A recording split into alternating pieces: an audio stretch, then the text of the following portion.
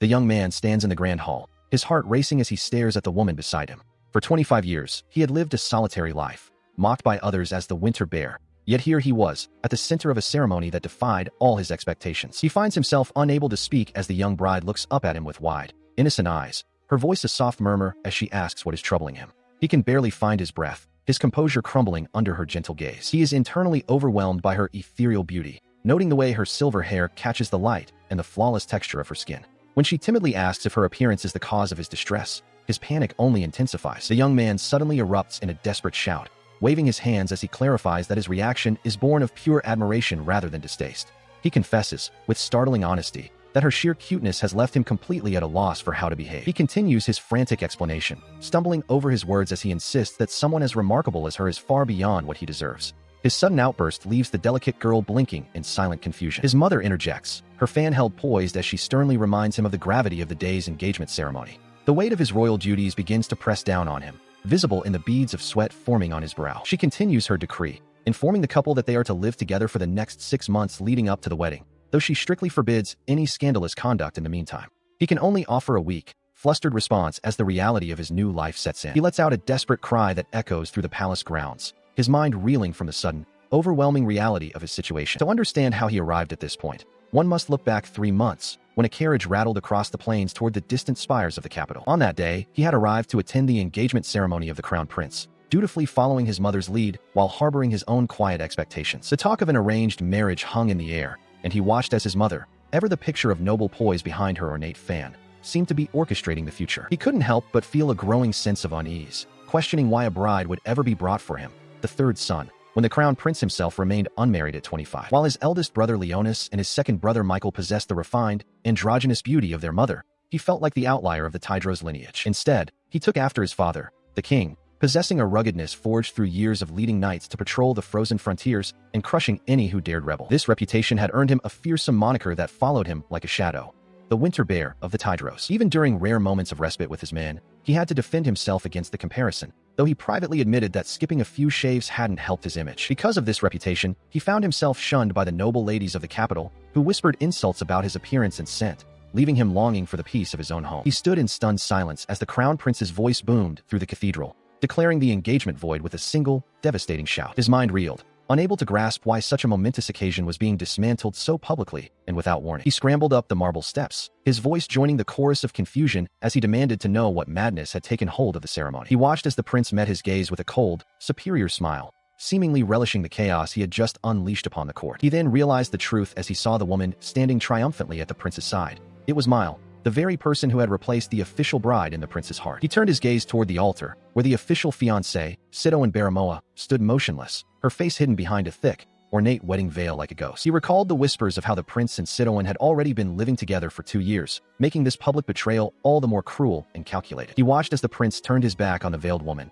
putting on a show of feigned sorrow as he justified his decision to the shocked assembly. He was suddenly jolted as the prince whirled around, pointing a finger and shouting that the engagement was over because of the inhumane acts committed against his beloved Mile. He listened as Mile herself joined the attack, accusing him of ignoring her and treating her with contempt, questioning why someone of his status would even dare to speak to royalty. She stood by as the crown prince continued his tirade, his voice echoing through the hall as he accused the court of treating her like a common outcast. He sneered at the very idea of a baron's daughter participating in a royalty party, his indignation growing with every word as he painted a picture of systematic exclusion. They seemed to be in perfect, twisted sync, leaving Suryu frozen in disbelief at the sheer audacity of their performance. He watched as the prince pulled the girl closer, a manic grin stretching across his face while he barked that the entire assembly was far too naive about the true nature of the world.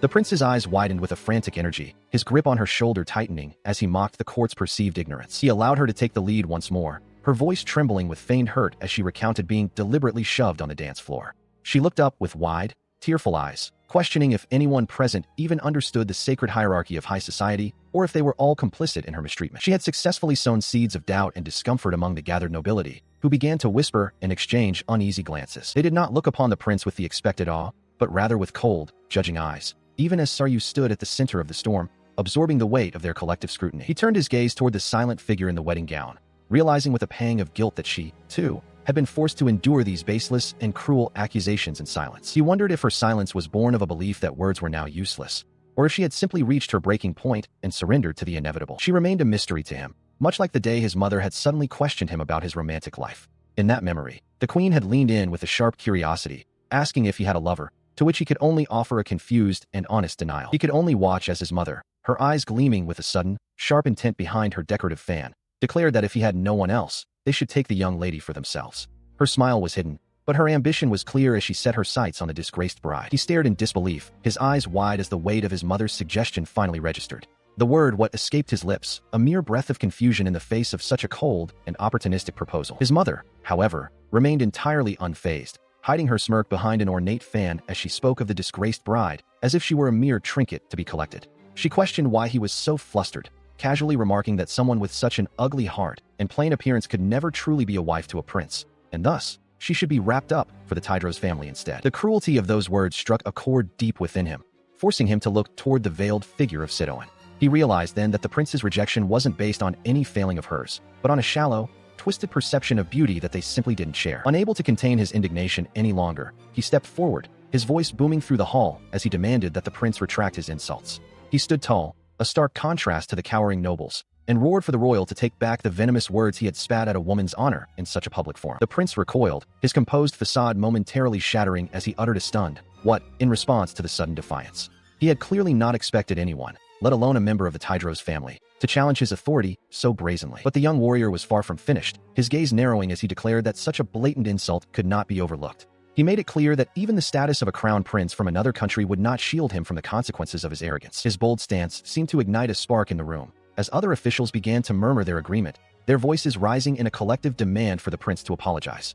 The atmosphere in the court shifted from one of passive observation to active condemnation of the prince's behavior. Amidst the growing clamor, he turned his attention back to the bride, only to find her standing still, a silent enigma behind her heavy veil. He found himself questioning why she remained so composed, her presence radiating a strange, quiet intensity that he couldn't quite place. Then, a single name drifted from behind the lace, Atsuhito, leaving him frozen in a state of utter bewilderment. As the ceremony reached a confusing standstill, he could only wonder who this person was, and what they meant to the woman he had just risked everything to defend. Razid stands in the grand hall, pondering the unfamiliar name Atsuhito and its strange origins. Nearby, a tense confrontation unfolds as a stern nobleman declares that his stance remains unchanged despite the circumstances of their first meeting. The nobleman, Lord Baramoa, erupts in fury, calling someone a fool and declaring the engagement officially broken.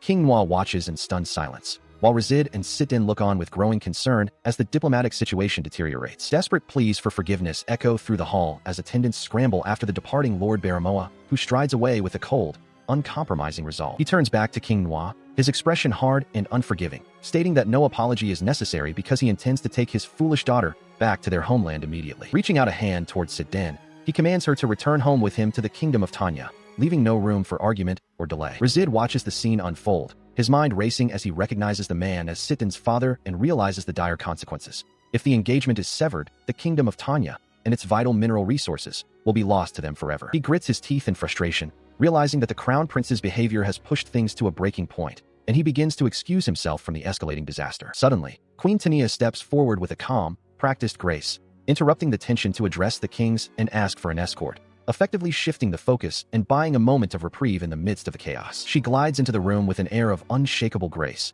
her presence immediately silencing the heated air. Lord Baramoa, caught off guard by the unexpected arrival, stammers a greeting and acknowledges the honor of her presence. With a flick of her fan, she turns her attention to King Noise, questioning with a sharp, knowing edge if the engagement is truly to be dissolved. In response, the Lord of Tanya erupts, his face contorted with a mix of indignation and stubborn pride. He declares that breaking the bond is perfectly fine by him, vowing to drag his daughter back to their kingdom immediately. Beside him, the king can only watch in stunned silence, the weight of the diplomatic fallout clearly pressing down on him. Watching the exchange from a slight distance, the prince rubs his temple, a weary sigh escaping his lips.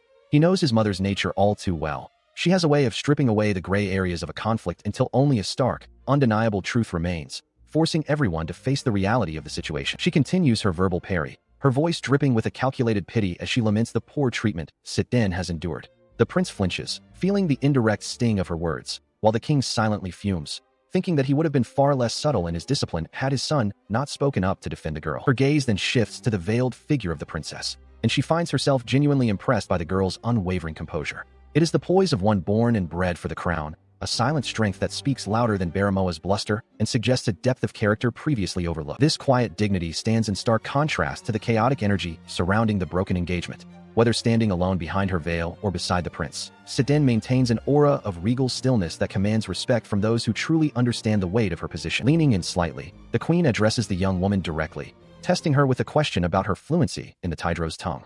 The room holds its breath as the focus shifts entirely to the princess, waiting to see if she can bridge the gap between their cultures. She responds with a humble dip of her head, her voice soft but clear as she admits her lack of experience. Despite the modesty in her tone, there is no tremor of fear, only the honest admission of a student still mastering her craft. Despite her modest claim, she explains that she has learned enough of the language to navigate the necessities of daily life. The queen watches her intently, her sharp eyes searching for any sign of hesitation or deceit, but finds only the steady gaze of a capable young woman. Satisfied, the monarch notes that for those of royal blood, mastering foreign tongues is not a luxury, but a vital tool for negotiation.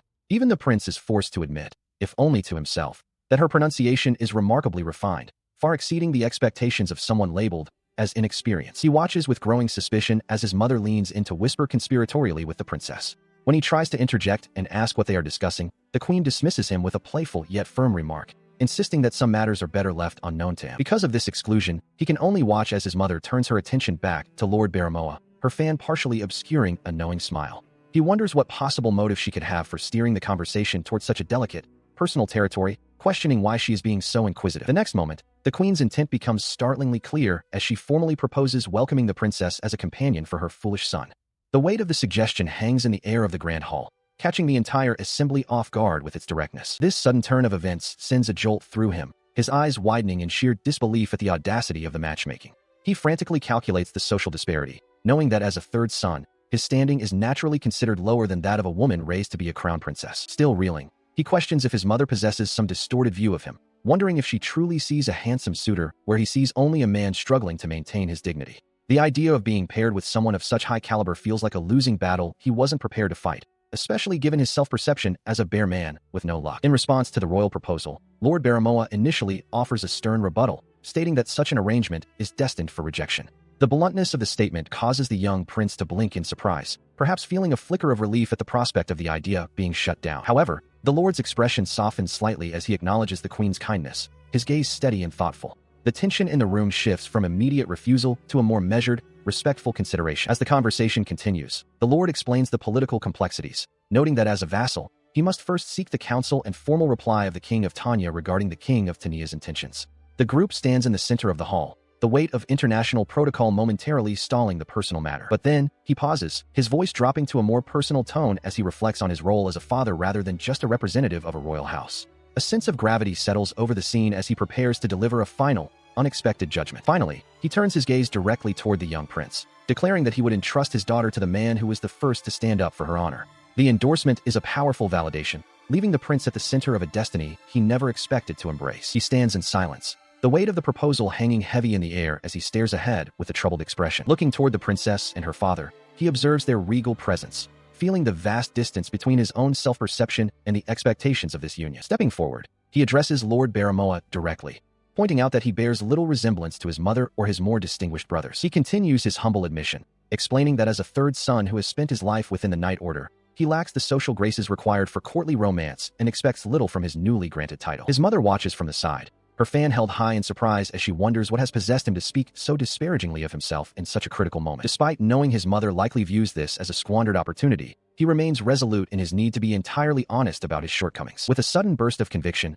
he implores the Lord not to make a decision on his daughter's behalf, insisting that the young lady's own feelings must be the priority, even if it leads to his rejection. The veteran lord listens intently, his sharp eyes fixed on the young prince as he processes this unexpected display of integrity and selflessness. A faint, knowing smile begins to form on the older man's face, suggesting that the prince's words have struck a chord he hadn't anticipated. Breaking the tension, the lord reveals that the prince's reputation as a man with a notorious losing streak in matchmaking is well known, a piece of classified information that leaves the young man utterly speechless. He stands before the Lord of Baramoa, who expresses deep gratitude for the prince's defense of his daughter. The title, the Winter Bear of Tidros, hangs in the air, a reminder of the rumors he just dispelled and the unexpected bond forming between their houses. 2 months pass in the blink of an eye, leading to a day in the capital where a sudden, sharp exclamation rings out across the palace grounds, signaling that a choice has finally been made regarding the royal succession. Because of this sudden decision, the prince stares in disbelief at a formal engagement proposal from the kingdom of Tania. He had been certain his reputation would lead to a swift rejection,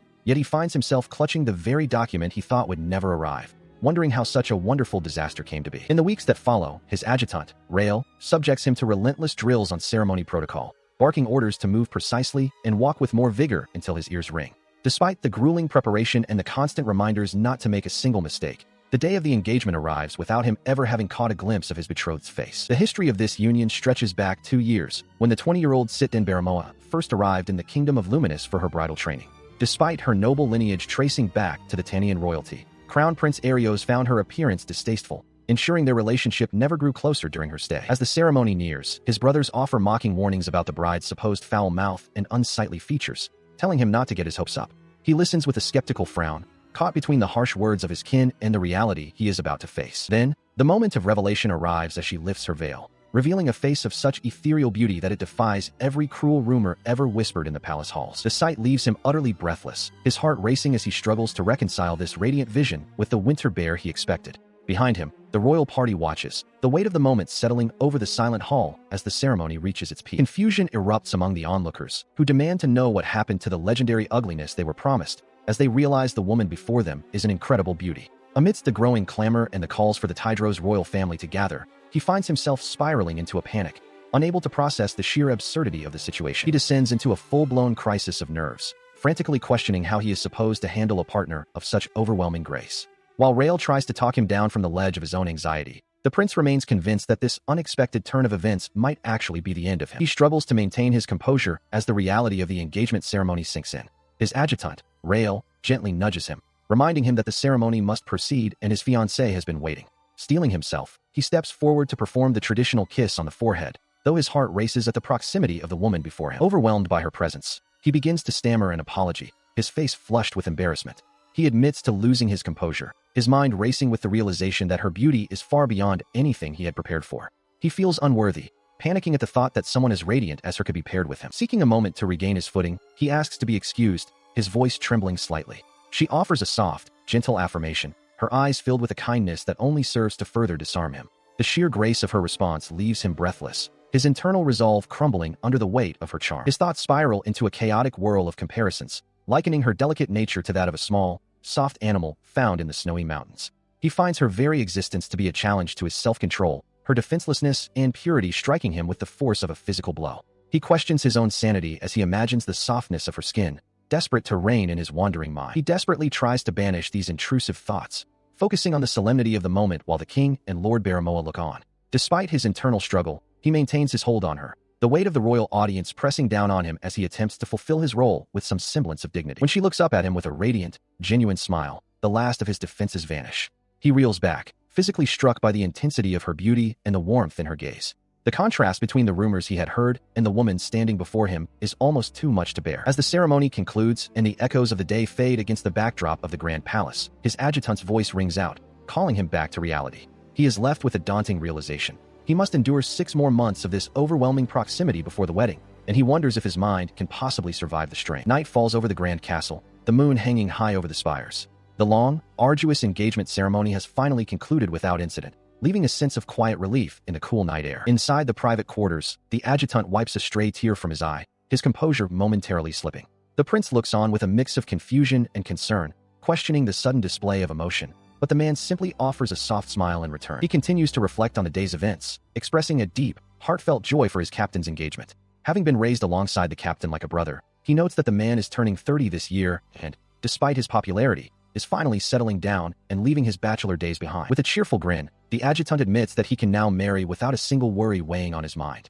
However, the prince's thoughts drift to a more serious matter, recalling the stern warnings his older brothers had given him earlier, forcing him to consider the gravity of the path that lies ahead. The memory of the captain's intense gaze flashes back, his voice sharp as he demanded that no blunders be made. This pressure stems from the fallout of a previous broken engagement, leading to a direct order from the king for the couple to live together immediately following the ceremony. Returning to the present, the adjutant chides the prince for worrying far too much, jokingly suggesting that the only real disaster would have been if the bride had appeared visibly pregnant during the blessing.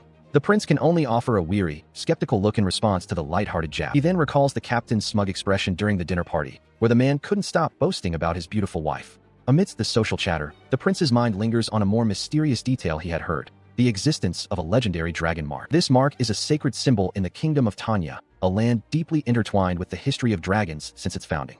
Only those of the royal bloodline bear these special scale tattoos, known as dragon marks, serving as a permanent testament to their ancient and powerful heritage. The weight of tradition is emphasized as a voice explains that marrying into a lineage bearing the dragon mark is considered an immense honor. Lord Baramoa brings this weight to the present, approaching the young prince to deliver news that has just arrived. He reveals that Lord Vandal is scheduled to pay a visit as early as the following day, much to the prince's concern. The Lord's sudden announcement catches the prince completely off guard, causing him to shout in disbelief at the lack of warning while his adjutant follows closely behind. He quickly grows suspicious, convinced that his friend is merely coming to revel in the chaos of the sudden engagement, even as the older lord stands by. Despite these misgivings, he realizes he must inform his new fiancée and makes his way to her private chambers, accompanied by his staff. Standing before the door, he feels a wave of hesitation, acknowledging the impropriety of entering a lady's bedroom so late while his attendants look on, yet he eventually announces his presence. Upon entering, he finds the princess seated gracefully, her radiant appearance momentarily stealing his breath. He is greeted warmly by her, as she expresses gratitude for his efforts throughout the long day. Flustered and blushing,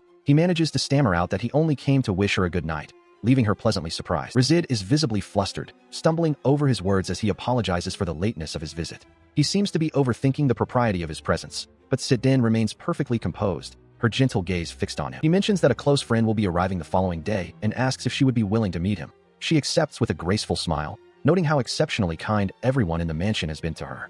Nearby, the head maid Eaton is overcome with emotion, her eyes welling with tears of joy at the princess's humble gratitude. Eaton, unable to contain her weeping, explains that she had recently learned the truth about the princess's previous life. She had heard from reliable sources that the treatment Sidin received at her former residence was nothing short of horrific. The memories of that time are a catalog of cruelty. Her cherished personal items were broken, her laundry was returned in shreds, and she was frequently denied even the most basic meals. The maid marvels at the fact that her lady endured such systematic abuse for 2 long years, only now finally finding the happiness and respect she deserves. Rizid watches her, struck by the fact that she shows no outward signs of the trauma she endured. He finds himself hesitating to offer words of comfort, realizing that to pity her based on mere speculation might be an insult to the quiet strength she has displayed. She breaks the silence by thanking him profoundly for everything, specifically citing the lifeline he threw her during the tense engagement ceremony with Prince Arios. This praise sends him into a defensive panic. He waves his hands frantically, insisting that he is merely a prince in name and a rough, bear-like man who is hardly worthy of such gratitude. His self-deprecating outburst causes a flicker of sadness to cross her face. She looks away, her voice soft and apologetic as she murmurs that she should have known he would react this way. However, her expression quickly transforms into a warm, knowing smile. She looks him directly in the eye and tells him that he is exactly the person she imagined him to be, adding that he truly hasn't changed at all. He is left stunned, his mind racing to understand how she could know if he had changed or not. He asks her point-blank if they have met somewhere before, but she avoids a direct answer. Instead, she looks at him with a mix of hope and vulnerability, asking if it is truly all right for someone like her to be by his side. She beams with a radiant, pure joy as he enthusiastically confirms that she is far too good for him and that he is more than satisfied with their union. The heavy atmosphere of the past dissolves into a moment of genuine connection between the two. She remains still as the grand clock in the room chimes, a reminder of the late hour. Rizid realizes with a start that time has slipped away, worrying that his adjutant will surely have words for him if he stays much longer. He hesitates, looking at her while considering his departure. He mutters about the impending scolding from Rael, yet he finds it difficult to simply walk away from their conversation. Seeing his hesitation, she softly asks if the dragon mark on her body is the cause of his unease. He is caught off guard by the question, stammering that while saying it doesn't bother him at all might be a slight exaggeration, it certainly isn't a bird. She looks down, her voice trembling as she asks if he finds the mark disgusting. The weight of her past experiences with others' judgment is clear in her eyes. He immediately refutes the idea, his expression shifting to one of genuine confusion and concern. The thought that she would even consider such a thing seems alien to him. She explains that certain men have called it repulsive, viewing the sacred mark of another culture with nothing but disdain. She wonders aloud who could say such cruel things about a cherished tradition. The prince's blood boils as he realizes she is referring to the arrogant Prince Arios. He grits his teeth in silent fury, cursing the man for his narrow-minded cruelty. Softening his gaze, he offers her a warm, sincere smile, assuring her that he holds no such prejudices. He tells her that if she is willing, he would actually be honored to see the mark, wanting to prove he is different from those who hurt her. His request leaves her visibly flustered, a deep blush creeping across her cheeks as she realizes he truly wants to see it. He, in turn, suddenly realizes the intimacy of what he just asked and begins to panic internally. Despite the awkwardness, she begins to adjust her gown to reveal the mark near her collarbone. He spirals into a frantic state of mind, caught between his desire to be respectful and the overwhelming realization of the situation he has stumbled into. He is utterly overwhelmed by the sudden intimacy of her offer, his face contorting into a panicked, silent scream as the weight of the situation crashes down on him. Because the pressure is too much to bear, he bolts from the room, his voice cracking as he shouts a hasty farewell and declares his immediate retreat from the encounter. Moments later, he finds himself cornered in the hallway by the captain, who demands an explanation for his beet-red face. He can only roar back that it is all a massive misunderstanding. While inside the room, she remains composed, a playful and satisfied smile gracing her features. Meanwhile, as a carriage pulls up to the estate, a refined young noble steps out into the courtyard, his mind occupied by thoughts of the woman who has supposedly captured his dear friend's heart and the anticipation of their first meeting. The morning sun illuminates the towering spires of the royal castle, where a new day begins with an unexpected arrival. He arrives at the guest room exactly on time, his expression one of mild curiosity as he questions the butler about the visitor's location. The elderly servant bows deeply, welcoming the young master back and confirming that the guest is indeed waiting within. As the doors swing open, a vibrant young man leaps forward with arms wide, boisterously hailing him as his dearest friend. The prince, however, meets this exuberant greeting with a sharp, irritated retort, demanding to know exactly who this intruder thinks he is. Ignoring the cold reception, the visitor lunges into a suffocating embrace, playfully telling his companion not to be so shy. The prince lets out a strangled cry of protest, struggling against the unwanted physical affection. With a sudden, forceful movement, he kicks the overeager noble away, shouting for the idiot to keep his distance. The visitor flips through the air and lands with practiced grace, unfazed by the violence as he addresses his old friend by his military name, Vandal. The guest settles into an ornate chair with effortless elegance, musing aloud about the unpredictability of life now that his friend is set to marry before him. He watches the prince with a knowing look, while the latter remains silent, his gaze fixed on the floor as he processes the sudden intrusion. Their history stretches back to their days at the military academy, a long-standing bond that the prince begrudgingly acknowledges as an old friendship. They stand side by side in memory, two young soldiers forged in the same fires of training. Despite his refined appearance and the fact that he could have his pick of any woman in the kingdom, the noble has famously turned down every matchmaking attempt, claiming he simply hasn't had a fateful encounter. Beneath that polished exterior lies a lethal warrior. Despite his slender frame, his prowess in close-quarters combat, and his bloodthirsty efficiency on the battlefield have earned him a fearsome reputation. He begins our meeting by reminiscing about their academy days, specifically the terrifying reputation his friend once held as the Vampire Count, a figure of dread who struck fear into the hearts of every underclassman. Despite that dark history, he now offers a pleasant smile, presenting a small, wrapped box as a wedding gift. He admits with a light-hearted shrug that he wasn't entirely sure what would be suitable for such an occasion, so he simply picked something at random. The prince stands frozen in the grand hall, his gaze fixed upward in utter disbelief at the massive, bleached skeleton of a whale suspended from the ceiling.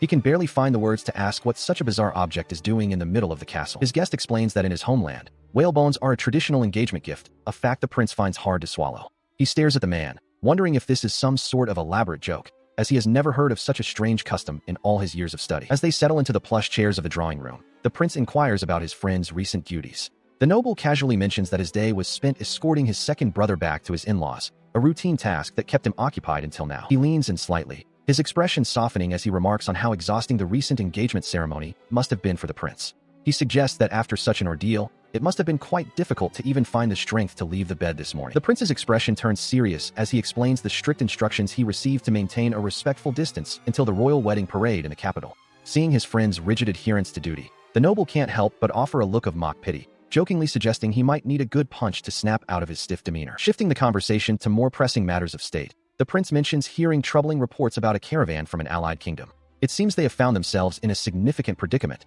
one that requires his immediate attention and strategic planning. Elsewhere, Lord Baramoa is gripped by a visible, cold sweat, his eyes wide with a mixture of fear and desperation. The weight of some unseen pressure seems to be crushing him, leaving him trembling as he faces a sudden and unexpected crisis. Standing alone in his study, he reels from the news that the sale of vital mining resources has been abruptly halted.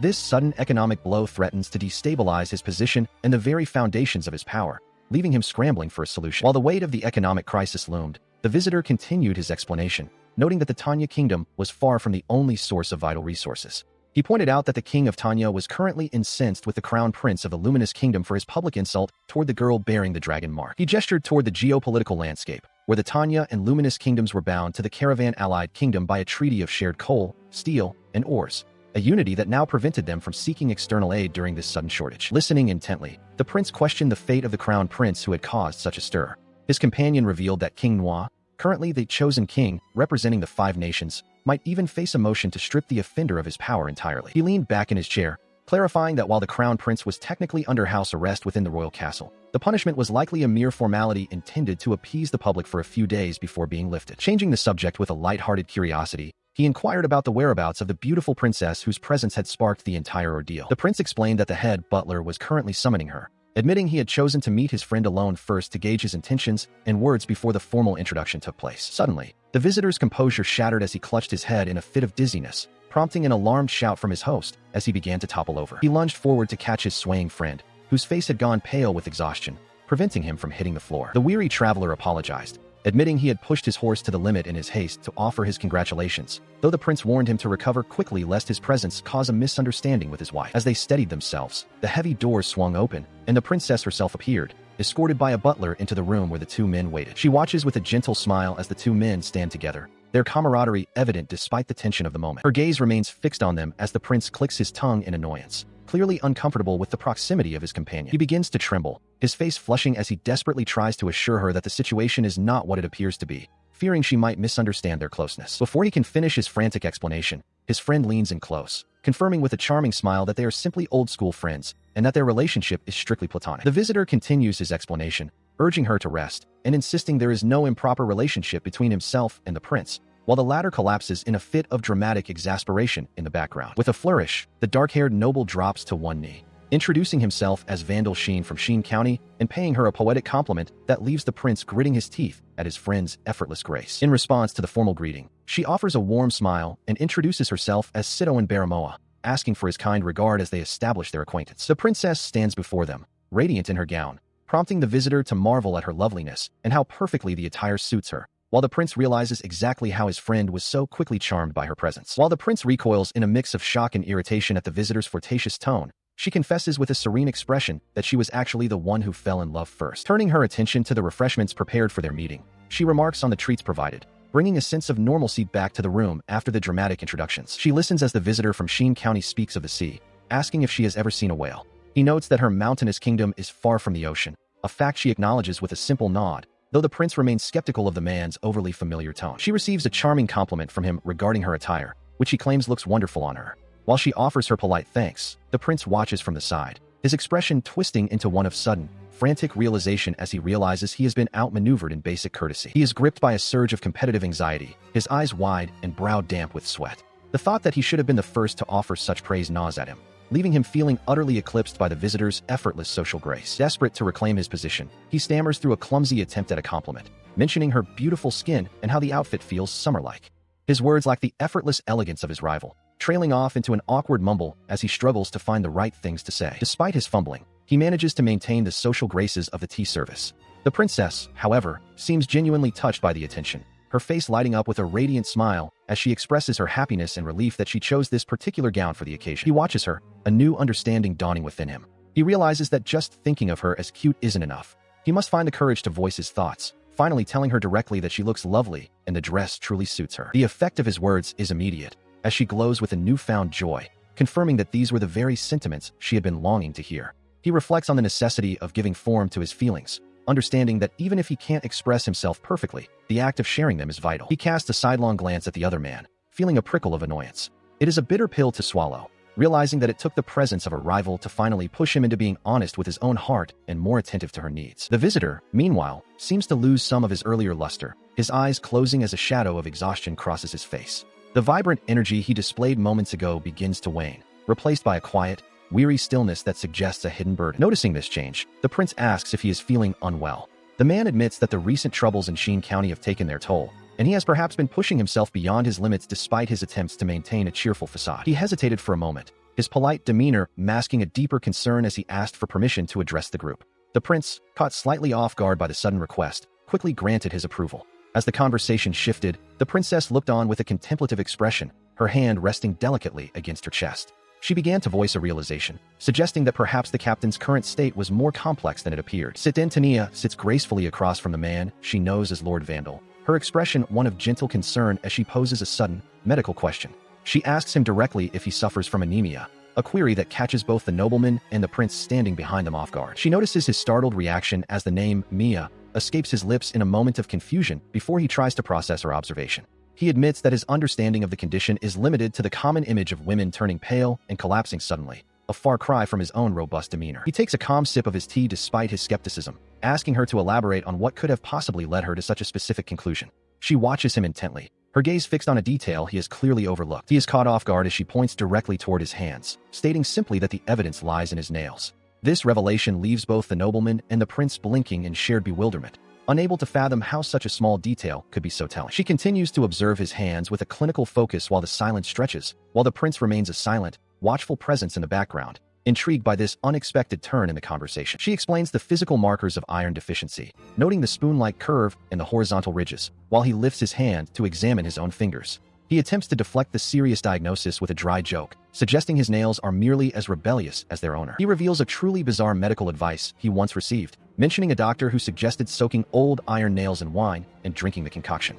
Horrified by such a primitive suggestion, she immediately pivots to his actual diet, questioning him about his intake of iron-rich foods like pork liver. His face contorts in a mask of pure revulsion at the mention of such organs, the mere thought of eating them being far more offensive to him than the idea of drinking rusted wine. Beside him, the prince can only watch in stunned silence as the sophisticated nobleman's composure completely evaporates. He watches as the conversation continues, hearing the prince remark that Vandal has always harbored a deep-seated hatred for meat, a fact that seems to intrigue the young woman. In response to this revelation, the prince suggests fish as an alternative, though Vandal admits with a look of mild confusion that while he consumes it, he has never truly developed a taste for it. Seeing an opportunity to help, Sidin enthusiastically recommends bonito or other dark-fleshed fish for their high iron content, even offering detailed culinary advice on how to mask the pungent aroma with lemon and herbs, a suggestion that clearly leaves Vandal feeling a bit queasy as he imagines the fishy scent. She doesn't stop there, delving into ancient remedies like iron-infused wine and listing various plant-based alternatives such as spinach, seaweed, and soybeans for those who find meat unpalatable,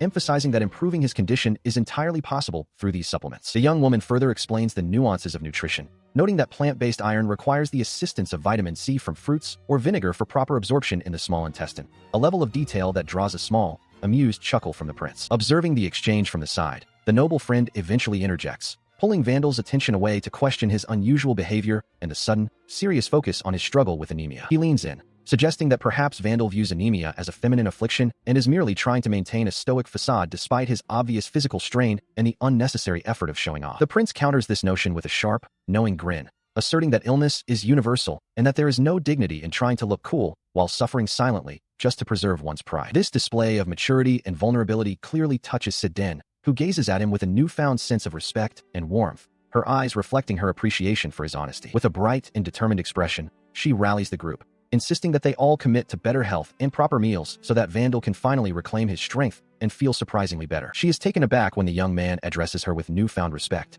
He looks at her with a warm, appreciative smile, acknowledging the depth of the knowledge she has shared. He goes as far as to compare her to a professional physician, his voice filled with genuine admiration. The comparison, however, seems to strike a chord of intense modesty or perhaps fear within her, as she recoils from the praise. She immediately erupts into a frantic denial, her hands waving wildly in the air as she shouts a string of negatives. The sudden outburst leaves him blinking in confusion, unsure of what triggered such a visceral reaction to a simple compliment. The intensity of her own panic leaves her lightheaded, and she begins to sway precariously as if the world is spinning. He watches, concerned, as she seems on the verge of fainting from the sheer weight of the social pressure. With a sharp cry of embarrassment, she buries her face, retreating into herself to hide her burning cheeks. He stands there, completely at a loss, wondering how to handle this unpredictable and highly emotional young woman. As the commotion settles, the quiet observer who has been watching the exchange finally speaks up. He leans forward, his expression curious as he considers the source of her medical expertise. He questions whether her father might be a court physician or if she had formal training elsewhere. His tone is polite but probing, seeking to understand how a noble woman came to possess such specific, practical knowledge about health. She hesitates, her gaze dropping as a shadow of uncertainty crosses her face, unable to give a direct answer. Sensing her discomfort, the prince watches her closely, his own curiosity tempered by a growing concern for her well-being. He shifts the focus back to the matter at hand, questioning the validity of her dietary advice. While he wants to believe her, he seeks reassurance that these changes will truly be enough to overcome his persistent ailment. Even as the words leave his mouth, he wonders if his directness was too harsh for the delicate situation.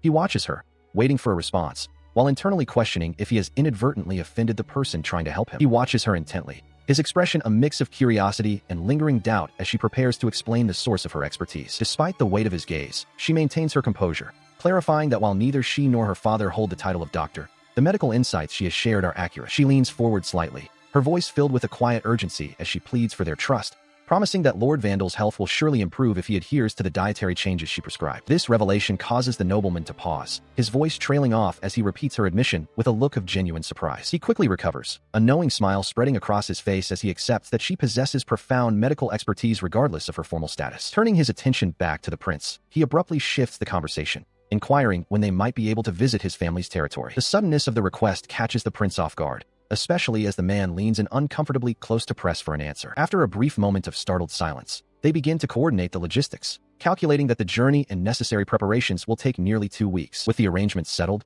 the visitor offers a polite farewell, acknowledging the young woman's enigmatic nature one last time before departing. As he disappears from view, the two are left to process the whirlwind of events that has just bound their immediate futures to the Sheen family's lands. Theodore stands amidst the grandeur of the palace, his expression clouded with a rare moment of self-doubt. He reflects on the upcoming expedition to Count Sheen's territory, a mission he privately admits has already begun with a significant misstep on his part. His internal reflection is interrupted by the imposing presence of Tydros, who stands firm as he addresses the young officers. When Raoul questions the purpose of their sudden departure, the veteran commander remains cryptic, stating only that the details are classified and will be revealed once they reach their destination, though he grants them leave to proceed. As the preparations for the journey conclude outside the castle walls, the weight of the mission settles on the group. While the captain considers the official approval granted by his kin, his subordinates focus on the immediate task of ensuring the lady's safety, with the loyal Maid Eaton pledging her unwavering protection. He then turns his attention to the lady herself, explaining the logistics of their travel and the planned stays at various noble estates along the route.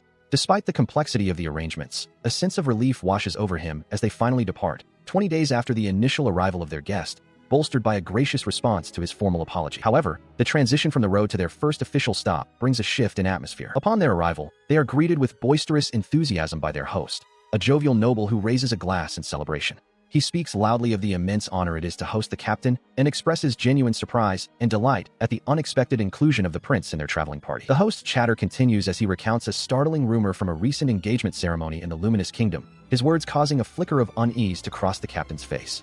Nearby, the lady stands quietly, her back to the group as the conversation turns toward past scandals. The memory of that scandalous event suddenly flashes vividly. The moment the crown prince, in a shocking display of boldness, swept the lady off her feet and carried her away before the stunned eyes of the court. The sheer audacity of the act remains a jarring point of contention, leaving those who witnessed it, or even those who merely heard the tale, breathless with shock, as the captain coughs in clear discomfort at the reminder. He nearly chokes on his drink, the shock of the story catching him completely off guard.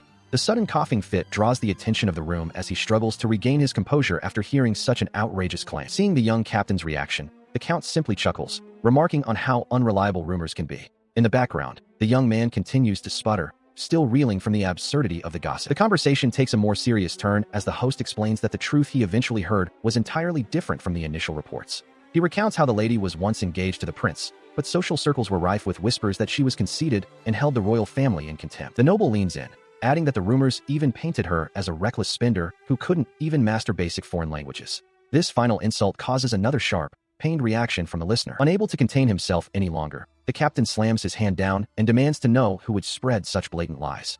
His sudden outburst silences the table, his eyes burning with a protective fury. His adjutant quickly steps in, placing a steadying hand nearby and calling out to him in an attempt to de-escalate the situation. The host and his guests watch in stunned silence, surprised by the intensity of the young officer's defense. Realizing he may have overstepped, the count offers a hasty apology, admitting he got carried away with the retelling. The captain remains tense, his brow furrowed as he processes the malice behind the misinformation. The host continues to apologize, acknowledging that the rumors were clearly malicious and did not reflect the lady's true character. As the tension slowly ebbs, the captain turns away, silently wondering who would benefit most from tarnishing her reputation, his suspicions falling on the prince himself. He recalls the woman he knows, a person far removed from the petty gossip of the court. In his mind, she is a vision of grace, someone who is not only fluent in multiple languages, but also possesses a humility that contradicts every lie he just heard. He reflects on her time spent abroad, realizing she spent years transforming herself into someone new.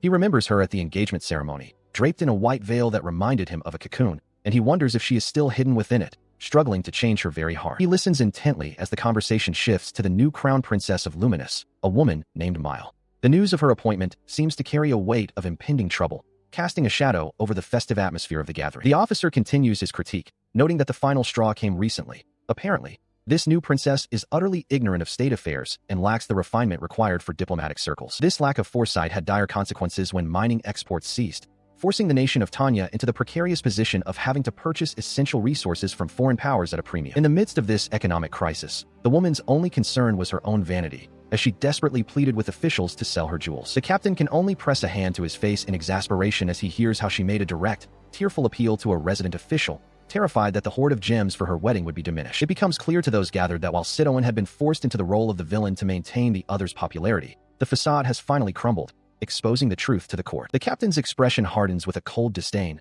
prompting his companion to remark that the crown prince of the neighboring kingdom clearly possesses no judgment when it comes to the character of those around him. The observation triggers a sharp memory of Prince Suryu's cruelty, specifically the moment he heartlessly told Sidoin that someone of her plain appearance could never truly be his wife. Turning away from the bitter recollections, he scans the ballroom, his eyes landing on a graceful figure standing apart from the crowd, her silver hair catching the light. She raises a glass in a silent, solitary toast, her presence a stark contrast to the shallow gossip echoing through the hall. She stands quietly, her gaze averted as she holds a glass of wine, while Theodore watches her from a short distance, his expression unreadable. Nearby, her loyal maid Eaton reacts with a sudden, sharp intake of breath, her eyes widening in alarm at something she has just noticed. Seeing the commotion, the captain turns to his subordinate, Raoul, and instructs him to investigate the situation immediately, sensing that something is amiss. He moves with practiced efficiency, weaving through the crowd of nobles as Theodore observes his progress, noting the speed of his response. The young officer soon reaches the two women, his sudden appearance causing them both to startle as they turn to face him. He begins to question them about the contents of the glass, his tone professional yet firm, while the princess looks on with a mixture of confusion and growing concern. As he takes the glass to inspect it, the maid's face contorts in a grimace of pure revulsion, her reaction suggesting that whatever is inside is far from pleasant. Having completed his brief investigation, the soldier turns on his heel and makes his way back across the ballroom floor toward his commander. Upon his return to the table, his superior officer wastes no time in demanding an explanation for the strange behavior he witnessed. He presents the glass, suggesting that the liquid within might simply be spoiled, but the captain immediately dismisses the idea, sensing a more deliberate and sinister cause behind the foul odor. He recoils in sudden realization, the gravity of the situation hitting him like a physical blow. He remembers the strict warnings he issued. Sidoin has a severe, life-threatening allergy to peaches and apples. Even the slightest contact with their juice causes her throat to constrict and her face to swell, leading to dangerously high fevers. He had been meticulous, sending explicit orders to every lord to ensure these fruits were nowhere near her. Yet here the forbidden ingredient sits. Turning to his subordinate, the captain demands confirmation, asking if the scent he detected is indeed peach. Raoul, looking equally grim, confirms his suspicions with a solemn nod. He begins to connect the dots, recalling how the butler specifically addressed her as princess when handing over the glass. Since there are no other women at the venue who would be addressed with such a title, the possibility of a simple mix-up fades. It becomes clear that the glass was intended for her and her alone, and the presence of the allergen was no accident. He stares into the distance as the grim reality settles in. This wasn't an accident, but a calculated attempt on her life. As he stands frozen by the revelation, Raoul calls out to him, breaking his train of thought. He listens as the lieutenant proposes a drastic measure for her protection, suggesting that they remain inseparable at all times. Raoul goes as far as to suggest they share the same bedroom to ensure her safety through the night, a suggestion that leaves the captain momentarily stunned. His mind races, the mere thought of such proximity sending a jolt of panic through him. He finds himself envisioning her in the private confines of a bedroom, her delicate form clad in a light nightgown, looking up at him with wide, innocent eyes. The sheer impropriety of the situation causes him to shout in a mix of shock and embarrassment. The night air hung heavy over the grand estate, the silence of the corridors broken only by a hesitant voice outside a heavy wooden door. Inside the room, the young captain stood stiffly, a faint flush creeping up his neck as he struggled with the proximity. He awkwardly requested that she try to ignore his presence entirely, as if he were nothing more than the air in the room. She, however, looked down with a pained expression, whispering that it was she who felt like an intrusion in his space. They stood at a distance from one another in the dimly lit bedchamber, the vastness of the room doing little to ease the palpable tension between them. This predicament had begun an hour earlier, following a fruitless search for the mysterious butler who had delivered the tainted glass. Despite the information provided by the maid, Eaton, the man had vanished without a trace. During the emergency briefing, his subordinates had been adamant about the security risks. Raoul had argued forcefully that separate quarters were a luxury they could no longer afford while an assassin remained at large, insisting that the Winter Bear remain at the lady's side at all times to ensure her safety. Now, back in the silence of the room, he gripped the edge of the bedsheet, his knuckles white. While his men feared an external threat, he found himself battling a different kind of impulse, wondering if he was the very danger they should be guarding her against. He quickly suggested taking the sofa for the night, but she immediately protested, insisting that she should be the one to sleep there instead. He flatly refused to allow a lady to endure such discomfort, leading her to retort that she was no longer a child who needed such coddling. His mind raced as he searched for a way to maintain a respectful distance, but his heart sank when she suggested they simply share the bed. He recoiled at the thought, fearing that his self-control would crumble, yet he eventually conceded, promising to remain as still and unobtrusive as the very air he had mentioned before. He stood there, resigned to the situation as she made her final decision. She declared she would stay right where she was, and with a heavy sigh, he accepted that they would be sharing the bed for the night. Because of her bold ultimatum, he found himself completely caught off guard. She presented the choice with a calm, almost playful gaze: sleep with her on the sofa or share the bed. He could only stare in disbelief, his mind racing as he questioned her sudden forwardness. The mere thought of the narrow sofa sent his imagination into a tailspin, envisioning a proximity that would surely lead to a loss of composure. He roared internally, a chaotic mix of duty and desire clashing as he realized the danger of the situation. Moments later, he gingerly took his place at the very edge of the mattress, the bed dipping slightly under his weight. He resolved to endure the night in this precarious position, keeping as much distance as the furniture allowed. As he sat there, his gaze kept drifting back to her, finding every small movement she made agonizingly charming. To break the spell and steady his nerves, he brought up the incident with the drink, mentioning that it seemed to have been intended for someone else. They spoke quietly about the mystery, and he decided it was best to withhold the full truth for now. In a situation where the culprit and their motives remained hidden, he reasoned that revealing too much would only cause her unnecessary anxiety and draw unwanted attention from the night order. In response to her questioning look, he explained that his presence was a necessity, a way to ensure her safety from the closest possible vantage point. She listened intently, her expression softening as she processed his protective stance. The room fell into a quiet lull as they sat together, the space between them filled with an unspoken tension that neither seemed ready to address. He offered a small, genuine smile, catching her eye for a brief moment. She looked back, a faint blush coloring her cheeks as the weight of their shared proximity settled over them. To lighten the mood, he sheepishly admitted his lack of formal etiquette, explaining that his grasp of the Tanian language was limited to everyday conversation rather than the polite honorifics expected of his station. He observes that she has been speaking foreign languages exclusively since their arrival, wondering if she ever longs for the comfort of her native tongue. She acknowledges the necessity of speaking Taidrosian in public to maintain appearances, but suggests a different, more personal intimacy when they are finally alone together. Because of his gentle and protective demeanor, she questions why he has been so consistently kind since their very first meeting. He simply replies that it is only natural for a husband to care for his wife, a statement of duty and affection that leaves them both in a quiet, reflective moment. Suddenly, a strange sense of unease washes over him. He cannot place the source of the feeling, but his eyes widen as he searches her face, sensing a sudden and inexplicable internal discord. Although her gaze seems fixed upon him, he begins to feel a chilling disconnect. Her eyes are beautiful and clear, yet they seem to be focused on something far beyond his own presence, as if he were merely a ghost in the room. Looking into the mirror, he realizes the unsettling truth. She isn't seeing him at all, but is looking through him at a memory or a person from her past that he cannot see. The silence is broken when she mentions the prince, her voice trailing off as if lost in a distant, painful memory. He watches her closely, the weight of her unspoken history hanging heavy and cold between them. In an attempt to ground her in the present and reclaim her attention, he asks her to look at his dragon mark, gesturing toward his chest. She shifts her gaze downward, her expression unreadable as she acknowledges the physical symbol of his lineage. She speaks of his pride, a sentiment rooted deeply in the soil of his homeland. They sit together on the edge of the bed, the physical proximity doing little to bridge the emotional chasm that has suddenly opened between them. He continues, expressing his belief that she loves the kingdom of Taidros just as he does. He feels a profound gratitude for those who show understanding for their nation's history and culture, hoping to find common ground in their shared loyalty to the land. However, her expression darkens as she notes that not every nation responds to courtesy with kindness.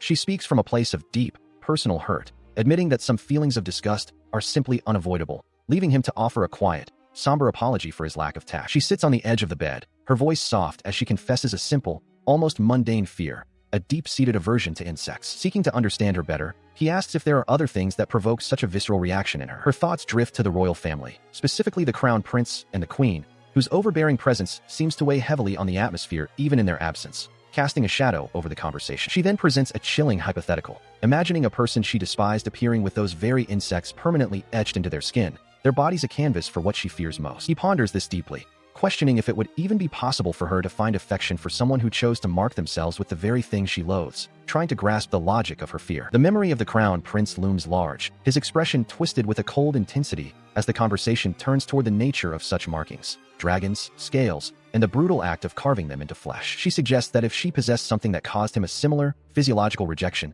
he would find it impossible to truly care for her, regardless of their current bond. His gaze narrows, the weight of her words sinking in as he considers the gravity of what she is implying. Finally, she prepares to reveal the truth, asking him directly how he will react once he lays eyes upon her own dragon mark, a symbol that has clearly caused her immense pain. He is left reeling, wondering if she expects him to recoil in disgust or offer the same harsh judgment she has received from others in the past, particularly from the man who once looked at her with such disdain. He commands her to forget the other man, insisting that he is the one standing before her now, his voice heavy with a possessive intensity. In response, she erupts with a desperate plea, her eyes wide as she insists that the Crown Prince and Saryu are not the same person, begging him to let go of the past. Her fire fades into a somber admission as she looks away, whispering that she truly did try to make things work. She reflects on the hollow efforts of her past, recalling how she once strove to love and respect the man who was meant to be her fiancé, only to find it impossible. Tears well in her eyes as she confesses her own bitterness, admitting that she is no saint and cannot find it in her heart to forgive those who mocked and despised her. Seeing her pain, he lowers his gaze in a moment of profound regret,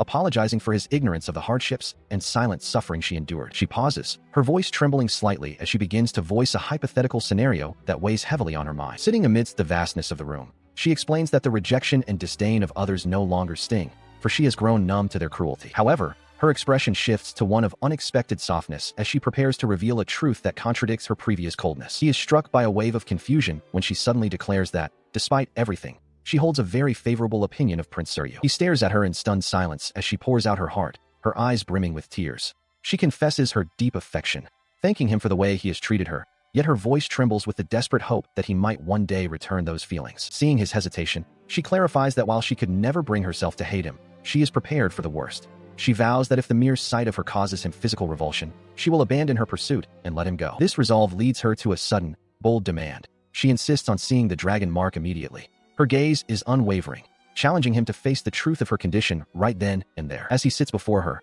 processing the weight of her request, she reiterates the stakes. She explains that if he looks upon the mark and finds it truly repulsive, she will ruthlessly suppress her own heart. She declares her willingness to become a mere political tool, a hollow doll living only for the diplomatic ties between their nations, should he reject what he sees. In response to her ultimatum, he rises, his hand gripping his shirt as if to steady his racing heart. With a voice full of sudden, sharp intensity, he commands her to reveal the mark to him at last. Theodore stands before Sidoin in the quiet of the bedroom, his voice steady but demanding as he asks her to reveal the mark she carries. He insists that she show it to him, his gaze unwavering as he focuses on the mystery of her lineage. She looks up at him, her eyes shimmering with a mix of hesitation and vulnerability. The weight of his request hangs heavy in the air, and a soft blush creeps across her cheeks as she contemplates revealing such a private part of herself to the man before her. Above them, the ornate chandelier casts a soft, flickering light across the intricate moldings of the ceiling, emphasizing the sudden, heavy silence that has fallen over the room. Because of his insistence, she slowly begins to reach for the fastenings of her gown. He watches, kneeling on the bed before her, as she tentatively starts to expose the skin of her shoulders, the atmosphere thick with unspoken tension. Suddenly, a wave of sheer panic crashes over him as the reality of the situation sets in. He clutches his head, an internal scream echoing through his mind as he realizes the sheer audacity and potential impropriety of what he has just demanded. He frantically replays his own words, realizing that in his quest to see the legendary dragon mark, he had completely overlooked the fact that it was located on her chest. The realization that he has essentially asked a lady to undress before him sends his thoughts into a chaotic spiral. Despite his internal turmoil, he tries to rationalize his focus, reminding himself of the gravity of the mark and the derogatory terms some use for her lineage. Yet, his mind keeps snapping back to the immediate, scandalous reality of the situation, his face contorted in a silent, desperate cry. Meanwhile, she has fully committed to the act, her gown slipping down to reveal her collarbones and the very top of her chest.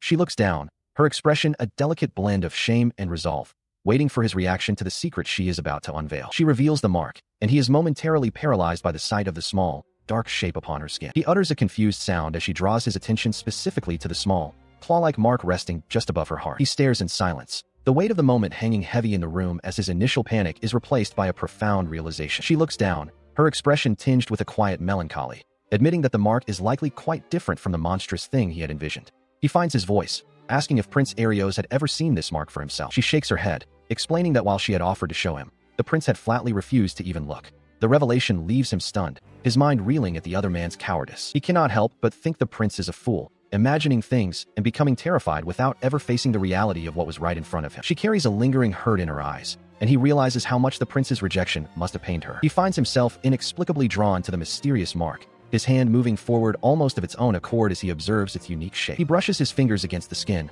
surprised by the sensation. The mark is soft and smooth, radiating a gentle warmth that defies its sharp appearance. He gasps at the strange sensation of the contact, while she looks away, her face flushing with a mixture of embarrassment and vulnerability. She sat frozen as his hand remained pressed against her, the intimacy of the moment suddenly crashing down upon them both. Realization struck him like a physical blow, his face erupting in a deep, crimson flush as the impropriety of his actions became clear. With a frantic scramble, he threw himself backward, his voice cracking as he stammered out a desperate apology while putting as much distance between them as the room allowed. He collapsed onto the floor, clutching his head in a fit of agonizing embarrassment, a low groan escaping his lips as he struggled to process his own impulsiveness. His mind raced in a chaotic spiral, questioning why he had crossed the line from merely observing to making physical contact, the lingering memory of her softness only fueling his internal panic. When she tentatively asked if he was all right, he recoiled further, shouting for her to stay back as he dealt with a sudden, involuntary physical reaction that left him utterly mortified. Once he regained a modicum of composure, he bowed his head in shame, offering a sincere apology for his outburst, though she quickly countered that the fault was hers for putting him in such a position. A heavy, awkward silence settled over the room, both of them looking away, unsure of how to bridge the sudden gap that had formed between them. Breaking the quiet, she looked down at herself and asked with a hint of insecurity if the mark he had touched was disgusting to him. He was momentarily stunned by the question before vehemently protesting, insisting that it was the absolute opposite of disgusting, his voice filled with a desperate need to reassure her. He warns her with a strained voice, telling her that if she comes any closer right now, he might not be able to restrain himself from attacking her, his face slick with the sweat of a desperate internal struggle. In response to his warning, she asks softly if he has come to hate her, but he quickly begins to protest, his heart racing as he looks away, unable to meet her gaze. She pauses, her cheeks flushing a soft pink as she begins a sentence that hangs in the air, filled with a sudden, shy realization. The princess finishes her thought, admitting that she might actually like him even more now, a confession that leaves him utterly speechless and wide-eyed with shock. Stunned by her words, he remains frozen for a heartbeat before collapsing to his knees, the weight of his own embarrassment and her unexpected affection overwhelming him. As he struggles on the floor, she watches him with a gentle, contemplative gaze before a small, genuine smile finally graces her lips. She sighs with relief, whispering her gratitude that things turned out this way, while he can only let out a low, pained groan of frustration. The young captain suddenly erupts in a silent, internal scream of agony, his face contorted as he grapples with the sheer intensity of the moment. He is struck by how incredibly cute she is, realizing that they actually share mutual feelings, a thought that leaves her looking on in quiet confusion. Finally, he lies face down on the floor, questioning his own identity and why he finds himself unable to take any further action despite the clear path before him. He remains hunched over, his hands buried in his dark hair as he struggles to process the overwhelming surge of emotion. When she asks if he is all right, he can only offer a strained reassurance, insisting that he is fine while urging her to go to sleep without him. He promises to take the very edge of the bed once he has managed to steady himself. Despite his efforts to distance himself, he finds his mind racing, desperately trying to recite schoolhouse poetry to purge the thoughts of her face from his head. He pleads with his own consciousness to become a void, even as she watches him from the comfort of the bed, her expression soft and expectant. Seeing his distress, she leans forward with a gentle smile and begins a rhythmic, soothing chant, wishing for his internal turmoil to simply fly away. Her voice is light and melodic, carrying a playful innocence that only serves to further disarm him. This unexpected display of affection leaves him completely paralyzed, steam practically rising from his overheated skin as he remains collapsed on the floor. When he finally dares to look up, his eyes are wide with a mixture of shock and profound realization. As the quiet of the night settles over the grand estate, a single, whispered word of gratitude escapes him. He is left wondering if the woman who just comforted him is a benevolent spirit sent to save him or a mischievous force designed to lead him to ruin. The journey continues into its third day, bringing the group to a modest roadside cafe for a much-needed respite from the road. He stands among his men, his face a mask of exhaustion and suppressed irritation that does not go unnoticed by his subordinates. Sensing his commander's fatigue, the young aide approaches as the captain leans heavily against the stone wall of the establishment, asking if he is truly all right. He admits to his loyal aide that the nights have been far from restful, ever since the arrangement began where he and the princess must share a single bed each evening. The memory of the previous night remains vivid. He had lain perfectly still, paralyzed by the proximity of the sleeping woman and the weight of his own restraint. Even now, the lingering sensation of her presence haunts him, fueling a deep-seated frustration that he struggles to keep beneath the surface. He recounts how she had reached out to hold his hand in her sleep, a gentle gesture that had effectively banished any hope of rest for him. Despite this, he flatly rejects the suggestion to take a private room on the second floor for a nap. He maintains that he cannot justify resting while his men are still on duty, instead turning his focus back to his charge by inquiring about her current location in the courtyard. He watches from the edge of the courtyard as the princess enjoys a rare moment of peace, sipping tea with her attendant while he and his companion stand guard. When his subordinate suggests he join her, the captain simply offers a faint, knowing smile, content to remain at his post and allow her this brief respite. His thoughts dwell on the grueling nature of their journey. After days of formal dinners with local lords and endless carriage rides, he believes she deserves to enjoy her favorite sweets and tea without the pressure of an audience. He recalls her confession of relief when they are finally alone in the bedroom, able to speak freely in her own tongue, and he respects her need for space even now. The tranquility is interrupted as a server approaches the table, carrying a tray of refreshments toward the unsuspecting women while the guards remain vigilant in the background. As the princess discusses the merits of different fruits with her companion, the captain's gaze sharpens, his instincts suddenly on high alert as the server draws closer. His eyes lock onto the tray, noting with a jolt of alarm that the cutting knife is positioned in a way that suggests a hidden intent rather than simple service. Without a second's hesitation, he bellows a command to get away, his voice shattering the calm of the afternoon as he realizes the imminent danger. He draws his blade in a flash of steel, his heart sinking as he realizes the distance between them is too great to close instantly, while the princess looks on in shock. Despite the gap, he lunges forward with desperate speed, a discarded teacup spinning through the air as he moves to intercept the threat before it can reach her. He charges across the stone courtyard, his boots pounding against the pavement as the tea table is upended in a chaotic spray of porcelain and liquid. The sight of the intruder so close to the princess ignites a desperate fire in his eyes, driving him to close the distance instantly. The captain's voice thunders across the garden, a raw roar of fury demanding to know the meaning of this intrusion. In contrast, the assailant remains eerily composed, his movements fluid and silent as he adjusts his stance to meet the oncoming attack. With a swift, powerful strike, he brings his blade down, yet the man in the suit slips away with impossible grace, the steel missing him by a mere hair's breadth. It is a chilling display of skill. The attacker offers no resistance, merely flowing around the strike like water, leaving the swordsman momentarily stunned by the lack of impact. Realizing the immediate danger to the princess, he bellows a command to his subordinates, ordering them to secure Lady Sidoin at all costs. Raoul and the other guards spring into motion, their faces etched with the same sudden urgency, as they move to form a protective barrier. The assassin stands his ground, a wicked dagger held in a reverse grip, his expression a mask of cold indifference. Theodore's teeth grit in frustration as he stares down the bastard, his mind racing with the singular, driving need to neutralize this threat before any harm can come to the princess. The captain's brow is beaded with sweat as he locks eyes with his opponent, the weight of the situation pressing down on him. Every muscle is coiled like a spring, his focus narrowing until the rest of the world fades away, leaving only the enemy in front of him. A primal, predatory aura begins to radiate from him, his internal fury manifesting as the image of a snarling winter bear. He is in the worst mood possible, and his grip on his sword hilt tightens until his knuckles turn white, signaling a shift into a more lethal state of mind. The two combatants become a blur of motion, steel clashing against steel in a frantic dance of death. He presses the attack with relentless strikes, but the assassin continues to weave through the onslaught with unsettling ease, ducking and parrying with surgical precision. Suddenly, the rhythm of the fight shifts, catching him off guard as the intruder makes a sudden, deceptive move. His eyes widen in shock as he realizes he may have underestimated the speed of his opponent's counteroffensive. Seeing the opening, Raoul screams a warning from the sidelines, alerting his captain to a strike coming from his blind side. The shout cuts through the tension of the duel, a desperate attempt to prevent a fatal blow. He watched as the duel intensified, the assassin suddenly drawing a second blade with his left hand, catching the young captain off guard. The two combatants became a blur of motion, their blades ringing out in a rapid-fire percussion of steel against steel. Amidst the flurry, the captain noted the incredible speed of the dual-wielding technique, his eyes narrowing as he focused on the rhythm of the strikes. Despite the lethal grace of the intruder, a pattern began to emerge in the flurry of blows, and the captain realized he could predict the next move. Suddenly, the assassin lunged with a desperate strike, but the captain was already moving, his instincts honed by years of training. He surged forward with a roar, commanding himself to break through the enemy's defense as he parried the twin daggers. With a thunderous battle cry, he threw his entire weight into a tackle, catching the assassin squarely in the chest and driving him backward. The impact sent them both to the stone tiles, but the captain quickly gained the upper hand, pinning the intruder's arms and throat to the ground. As the assassin gasped for air, the captain shouted for his men to bring a rope, his voice echoing across the garden. Under the bright afternoon sun, the struggle finally ceased as the guards converged to secure the prisoner, leaving the captain and his comrades standing over their defeated foe. He stands ready as his subordinate, Raoul, urges him to attend to the princess, promising that the remaining guards will secure the area and handle the remaining details of the capture. The captain glances back, momentarily caught off guard by the knowing, supportive look on his comrade's face as he is encouraged to step away from his duties. Suddenly, the weight of the ordeal catches up to the princess, and she collapses forward, her head striking his chest with a dull thud as her strength finally fails her. He catches her instantly, his voice softening as he asks if she is unharmed,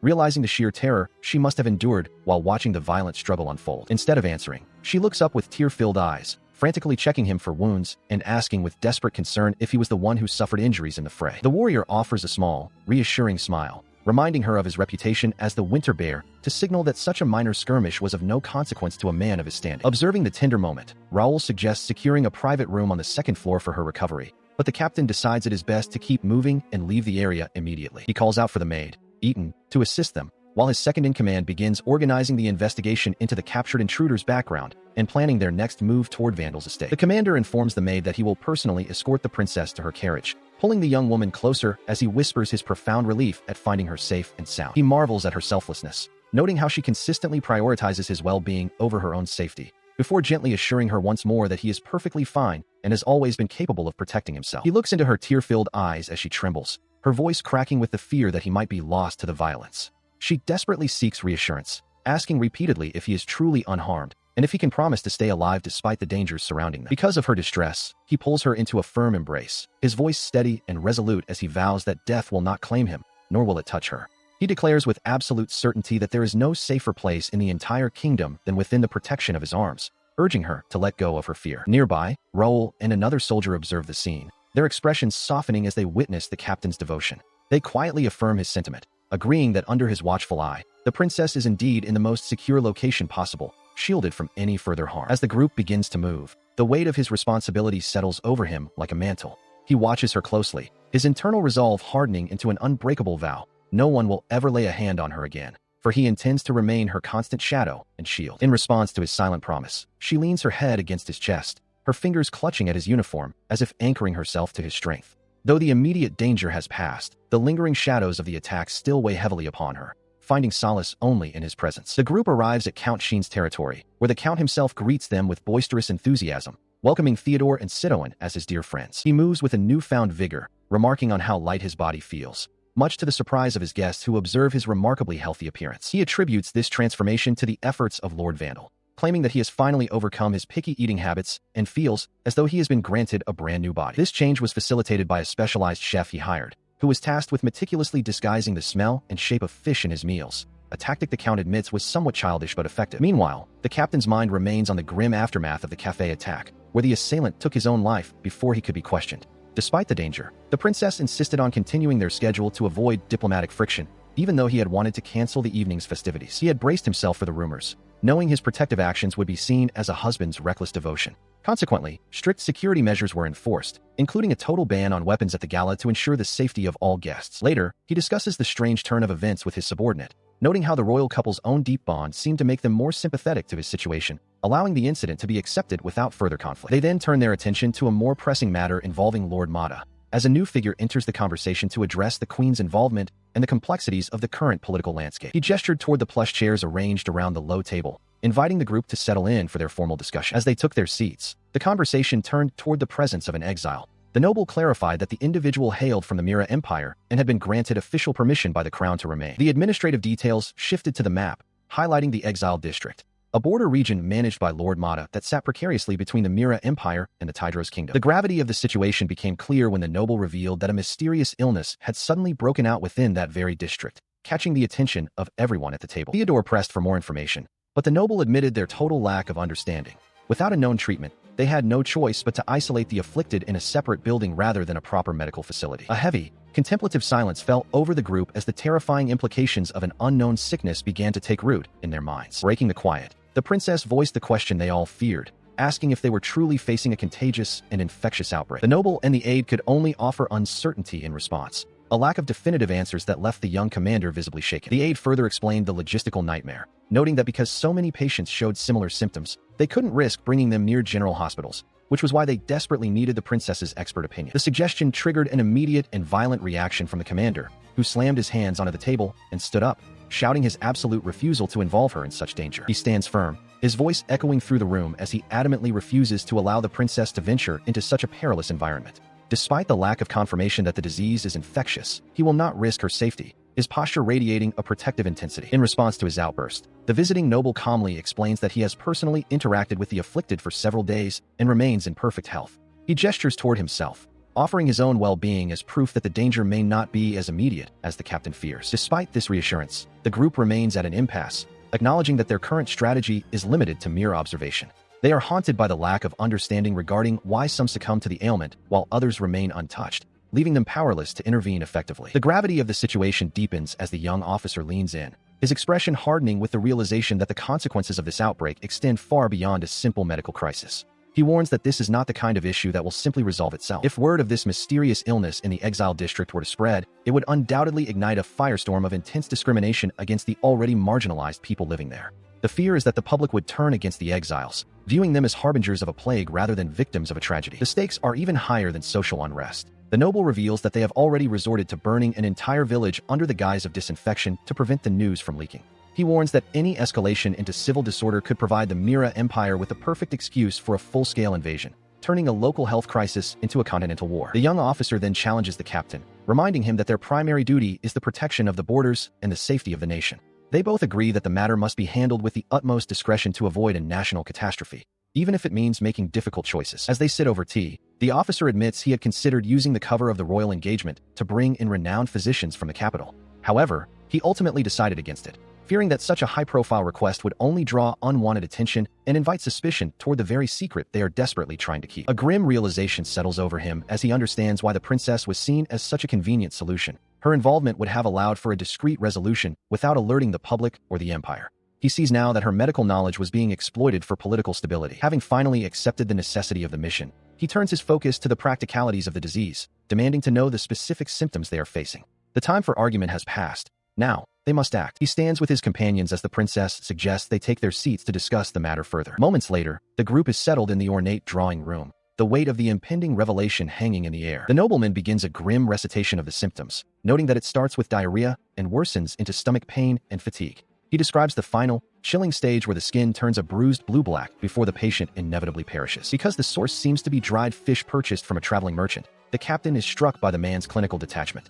He exclaims in disbelief, finding the calm explanation of such a horrific fate to be truly terrifying. As the investigation deepens, the patterns of the outbreak appear increasingly erratic. While some households are completely decimated, in others, only the men fall ill, and some who exhibit initial symptoms never progress to the fatal stage. Observing this discrepancy, she asks for clarification on whether the majority of those afflicted are indeed men. The nobleman confirms her suspicion, explaining that while it is not exclusive to men, they are disproportionately affected. She then makes a critical connection, noting that exiles frequently consume dried sea fish, as it is a dietary staple within the Mira Empire. Looking at the preserved specimens, the official explains that many of these exiles are single men who, even after starting families, cling to the familiar tastes of their homeland. He emphasizes that for these people, the fish known as charis is a more central part of their diet than even bread. He explains that with just salt and charis, people can survive on a simple grain cooked with water.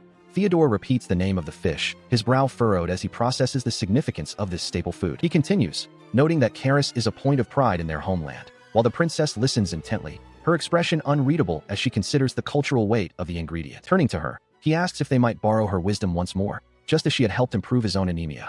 She agrees without hesitation, though the captain beside her reacts with a start of surprise at the request. He immediately interjects, reminding her of the gruesome reality. The victim's skin turns a sickly blue-black before they perish. He warns that it could be infectious and asks if she isn't afraid of the danger. His voice softens as he confesses his true fear is losing her, and he cannot bear the thought of placing her in such peril for the sake of the investigation. She meets his gaze with a gentle, resolute smile, insisting that if her knowledge can save even one life, she must offer it. The captain can only stare, struck by her unwavering selflessness. Seeing that look on her face, he realizes he cannot ask her to stop, his gloved hand clenching tightly as he grapples with his own protective instincts. He looks away, his eyes narrowing with a newfound, grim determination to see this through. As they prepare to move forward with the investigation alongside the others, he vows to himself that if she is to walk into danger, his only duty is to protect her. The investigation into the mysterious ailment leads the group to a modest building within the village, where the search for answers continues. Inside, the young lord questions a distressed woman named Natalie, seeking to understand the dietary habits of the afflicted, specifically whether her husband had consumed dried fish before falling ill. She tearfully confirms the details of her life, explaining that she married a refugee only a year prior, her grief evident as she recounts their difficult situation to the attentive prince. His companion, Miss Sistine, gently probes further, inquiring if the husband's stomach still pains him and if he is able to eat anything at all while he remains isolated in quarantine. Looking down with a heavy heart, the woman admits that her husband's appetite has vanished, and he now only accepts the specific soup she prepares for him. This revelation prompts the silver-haired lady to wonder if this dietary restriction is common among the other sick villagers, who typically rely on charis porridge for sustenance. The woman describes the specific recipe she uses, a pork and onion broth seasoned with thinly sliced garlic, a traditional dish passed down from her mother that she hoped would provide strength. Having gathered these crucial clues, the young prince decides it is time to examine the patient directly, and she leads the way to her husband's bedside with a flicker of hope. He follows closely as the young woman leads the group with a stern warning, her voice muffled slightly by her medical mask. She urges everyone to avoid touching anything and explains that infectious diseases often spread through mucous membranes. She specifically cautions against rubbing one's eyes and insists that their protective scars remain in place. Behind her, the other men follow her lead, their expressions serious as they absorb the gravity of the situation. She adds a crucial caveat to her earlier warning, suggesting that the nature of this affliction might be different than they first assumed. As they step into the dimly lit room where the patient rests, she announces her presence to the man known as Rigo. Her tone shifts to one of professional curiosity as she posits that they might not be dealing with a contagious illness after all. The bedridden man looks up in confusion, his gaunt face reflecting the exhaustion of his long struggle. Beside him, his wife stands ready, watching the arrival of the noble visitors with a flicker of hope. His wife introduces the newcomers to her husband, identifying the high-ranking officials who have come to his bedside. She names Lord Vandal and Lord Mata, emphasizing the importance of their visit to the ailing man. The healer moves closer to the bedside and reaches out to take the patient's pulse, her touch gentle but clinical. Natalie encourages her husband, whispering that he might finally find relief now that someone so skilled in the healing arts has arrived. While she examines his lower limbs, she notes the presence of tachycardia and asks to see his legs. The skin is dark and heavily swollen, a clear sign of distress. Natalie adds that he often wakes in the night with severe cramping, a detail that the observers behind her note with growing concern. She suggests that he lie down to help alleviate the swelling in his ankles, but the patient immediately demurs. He explains that while lying flat might help his legs, it makes his breathing significantly more difficult, forcing him to remain propped up to catch his breath. She realizes that this specific detail is the final piece of the puzzle, uttering a term that leaves the others in the room momentarily baffled. The mention of orthopnea seems to confirm her suspicions. She observes as the evidence begins to mount: the bluish tint of cyanosis, the inability to breathe while lying flat, the localized swelling, a rapid pulse, and the lingering gastrointestinal distress. All these symptoms point toward a singular, non-infectious conclusion. She pauses, a sudden realization flickering in her eyes as she adjusts her medical mask. A theory begins to take shape in her mind, one that could change the entire course of her diagnosis. Turning to the young maid nearby, she inquires if the household has any karis on hand. The girl, surprised by the specific request, confirms they do and immediately hurries off to retrieve some from their stores. Standing in the quiet hallway, she addresses the bedridden man, asking if karis has been a staple of his diet for a long time. He nods weakly, explaining that even during their difficult time in exile, karis was often their only source of sustenance when money was scarce. He admits that until his marriage to Natalie, meat was a rare luxury he could seldom afford, leaving him reliant on the simple grain. The man falls silent, his gaze dropping as the weight of his condition settles over him. She watches him closely, her expression hidden behind her mask, but her eyes filled with a deep, analytical empathy as she processes his history. Looking up with a face etched in desperation and eyes brimming with tears, he asks the question that has been haunting him: whether his end is near. The room falls into a heavy silence as the medical aides and the young lord look on, their faces reflecting the gravity of the man's fear and the uncertainty of the situation. Overcome by emotion, he buries his face in his hand, his voice cracking as he confesses his terror of leaving Natalie to face the world alone. As a single tear tracks down his cheek, he whispers a desperate plea for life. Nearby, the steady click of boots on the floor signals the approach of the young lord, who moves with purpose toward the bedside. He drops to one knee before the suffering man, his posture one of both humility and firm resolve, while she stands at his side, ready to provide the answers they so desperately need. He looks at the man in the bed, reminding him of the devoted wife waiting for his recovery. He insists that death is not an option for someone with so much to live for, his voice firm behind his mask. Continuing his thought, he admits to himself that he shares a similar burden. He warns the patient that even in death, there would be no peace, only the lingering weight of the grief left behind for those who remain. His mind drifts to the gentle woman who has become his constant companion. He wonders what would become of her if his own heart were to suddenly stop, leaving her alone and vulnerable in an unfamiliar land. The consequences of such a tragedy weigh heavily on him. He realizes she would likely blame herself, falling into a deep depression that would prevent her from ever finding happiness or a new life with another, having only just found a sense of relief in this country. He envisions her collapsed in grief, a sight that haunts his conscience. He knows that if he were gone, he would have no way to comfort her or tell her that none of it was her fault, leaving her trapped in a cycle of silent sorrow. Returning to the present, he reaches out and firmly grasps the sick man's hand with his gloved fingers. He urges the man to find strength in defiance, to live simply out of spite against the cruel fate that tries to claim him. With a look of unwavering resolve, he commands the patient to banish all thoughts of the end. He tells him to focus every ounce of his will on the act of living, his eyes burning with an intensity that demands obedience. As the man breaks down into tears, he pulls him into a supportive embrace, ignoring the clinical distance usually required. He tells him to let the sorrow out, but reminds him that his wife will soon return to his side. Nearby, the scholarly aide watches the emotional display, his expression unreadable as he adjusts the medical mask over his face, preparing to intervene. Suddenly, the aide steps forward and pulls him away from the patient. He sternly reminds him of the protocols he has broken, warning him that physical contact was strictly forbidden for his own safety. He watches as Sistine frets, her eyes wide with the fear of a reprimand for her earlier actions. She wonders aloud if she will be scolded for breaking protocol, but he remains silent, his mind racing as he considers the fact that she had been wearing her mask and had only touched the patient to check his pulse, making the risk minimal. The young woman turns back to Natalie, their conversation hushed as they stand near the patient's bedside. Behind them, the medical team observes the interaction, their expressions a mix of curiosity and professional detachment as they wait for the next development in this unusual consultation. Suddenly, a spark of recognition flashes in her eyes. She has found the missing piece of the puzzle, a realization dawning on her that seems to clarify the entire dire situation that has plagued the village. She presents a handful of polished white grains, identifying them as the culprit. The sight of the white rice leaves the medical team baffled. They exchange confused glances, unable to fathom how such a staple food could be linked to the mysterious and deadly ailment. With newfound confidence, she declares that the disease is beriberi. She explains to the gathered men that it is a condition caused by a severe deficiency of vitamin B1, detailing how it leads to general fatigue, loss of appetite, and, in its most advanced stages, heart failure and paralysis. She continues her lecture, explaining that the food they call karis is actually hulled and polished rice, a process that strips away the nutrient-rich bran. The medical aides are momentarily stunned by her use of the word vita, a term completely foreign to their medical vocabulary. He finally grasps the gravity of her explanation, realizing that even if a person eats their fill of this polished rice, their diet remains dangerously unbalanced. The simplicity of the cause is as shocking as the severity of the symptoms they have witnessed. The explanation deepens as she describes the tragic cycle. As the patient's strength declined, his inability to keep down other foods like dried fish only worsened the deficiency.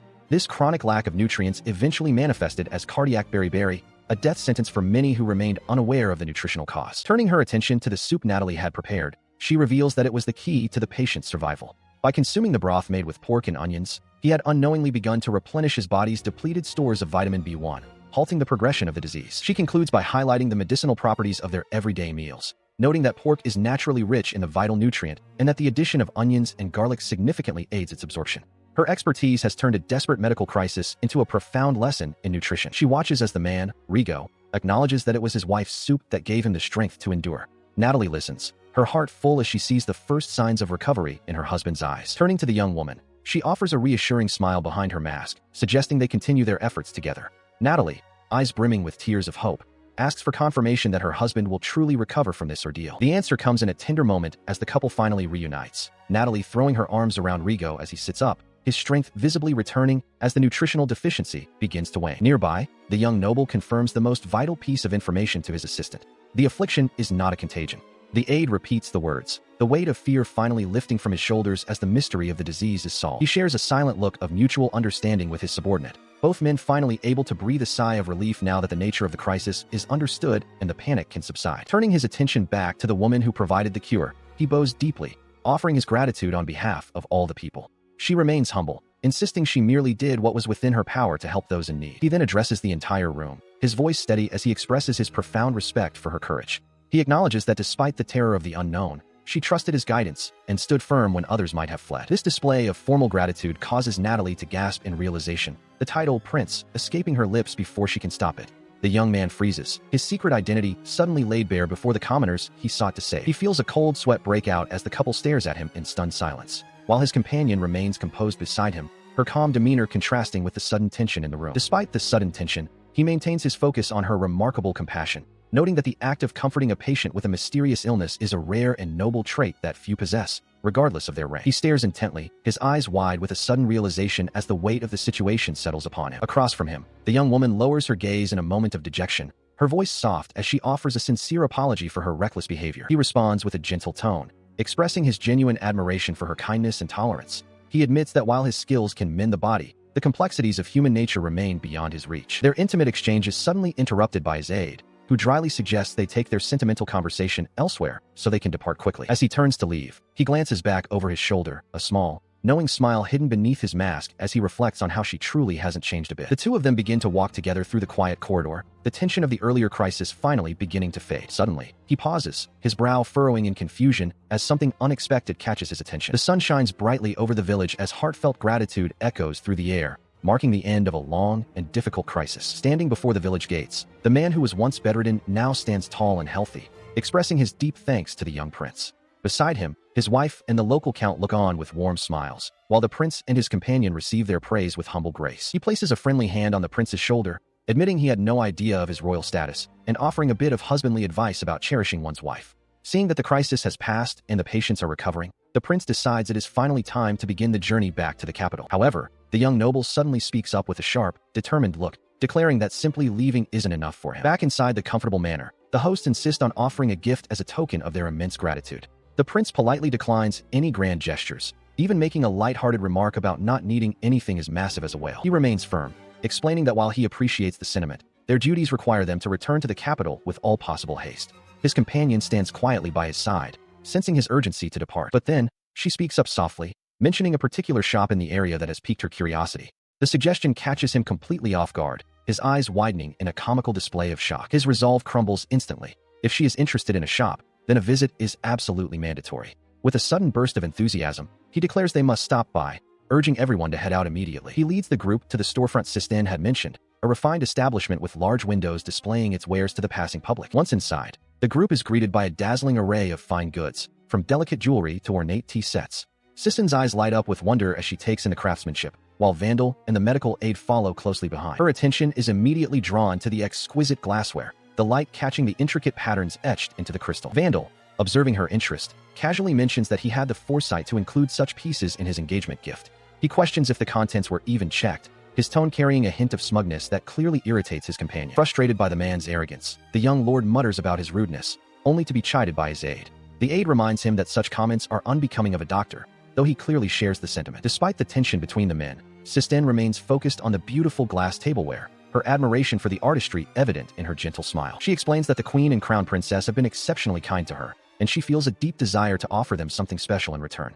Hearing this, the young lord realizes that her interest isn't for herself, but for her future family. Seeing an opportunity to assist, the medical aide leans in close, whispering that they will cover the cost of whatever she chooses. The sudden proximity and the warm breath against his ear cause the young lord to recoil in surprise, his face flushing as he tells the aide to keep his distance. Stepping back outside the shop, he firmly declines the offer of financial help. He insists that since the aide is already managing all their security, taking on the cost of the gifts would be far too much of a burden. He watches as the shop assistant prepares to wrap the items Sistine has chosen. He immediately protests, reaching for his coin purse and insisting on paying for the goods himself, much to the confusion of those around him. His insistence is met with a gentle counter from Sistine, who points out that if he pays, the gesture would no longer truly be a gift from her to the royal family. Her explanation is interrupted by Vandal, who claps a hand on the young man's shoulder and loudly suggests that if he is so eager to spend money, he should buy Sistine some jewelry instead. His suggestion prompts the young man to bow low in a display of intense gratitude, pleading with Sistine to allow him to buy her a gift, while Vandal watches with a smirk. He is unaware that Vandal is congratulating himself on the successful maneuver, pleased to have pushed his companion into such a position. His smug satisfaction is echoed by the shop assistant, who encourages Sistine to simply accept the kind gesture and indulge him. She watches as the pair stand side by side, peering into a display case filled with shimmering accessories, their previous tension replaced by a shared moment of wonder. They find the experience refreshing, and he reflects on how seeing her so genuinely happy makes the shopping trip worthwhile. They continue browsing until her attention is captured by a pair of elegant earrings, and she notes that they come in a variety of colors as she considers the choice. She holds up 2 pairs of earrings, one yellow and one blue, and asks for his opinion on which would be better. The sudden question catches him completely off guard, leaving him wide-eyed and stammering in surprise. He can hardly believe she is seeking his advice on such a delicate matter, his face flushing as he realizes the weight of the decision. She waits patiently, her gaze fixed on him with genuine curiosity. Panic begins to set in as he stands frozen, his mind racing for the correct answer. He feels completely out of his element, internally screaming as he wonders how he ended up in this predicament. The realization hits him that he has absolutely no experience in selecting jewelry for a woman, making the task feel insurmountable. He grits his teeth, the pressure of the moment causing a bead of sweat to roll down his temple. He attempts to weigh the options logically, noting that while the yellow pair is lovely, the blue ones would likely complement her features perfectly. Nearby, his companions and the shop staff watch the display of indecision with varying degrees of amusement and curiosity. 10 minutes pass, and he remains locked in deep thought, his brow furrowed in intense concentration. The observers behind him begin to grow restless, their initial interest fading into a quiet, shared boredom. Another 5 minutes slip away, pushing his companion's patience to its limit. Vandal leans in close, his voice low and sharp as he demands that the young man finally make a choice and move things along. As the sun begins to dip below the horizon, the shop assistant politely points out the waning light, hinting that their time is running short. Despite the mounting pressure from everyone around him, he remains paralyzed by the fear of making the wrong choice. Sensing his genuine distress, the assistant gently inquires about the specific nature of his struggle, hoping to guide him toward a resolution. He looks at her, his expression a mix of embarrassment and desperation. Finally, with a sudden burst of conviction, he declares that the yellow earrings are the perfect choice to match her current attire. His passionate outburst brings a soft, satisfied smile to her face, the long ordeal finally coming to a triumphant end. He continues his meticulous deliberation, weighing the merits of the blue stones against the upcoming summer season and the aesthetic of the tableware they had previously selected, noting that Sistine frequently favors that particular hue. His intense focus does not go unnoticed by Vandal, who remarks on his deep attentiveness towards Sistine's preferences. Vandal suggests that while blue is a strong choice for the coming season, a pairing with yellow might offer a compelling and vibrant contrast. Another 15 minutes slip away as the group continues to visualize how the delicate, teardrop-shaped gems would complement Sistine's gentle features. Suddenly, the silence is shattered as he finally reaches a verdict, declaring with newfound conviction that blue is indeed the superior choice. The shop staff and his companions exhale in collective relief, their long wait finally at an end. Having made his choice, he prepares to finalize the purchase, but Vandal interjects with a piece of worldly advice.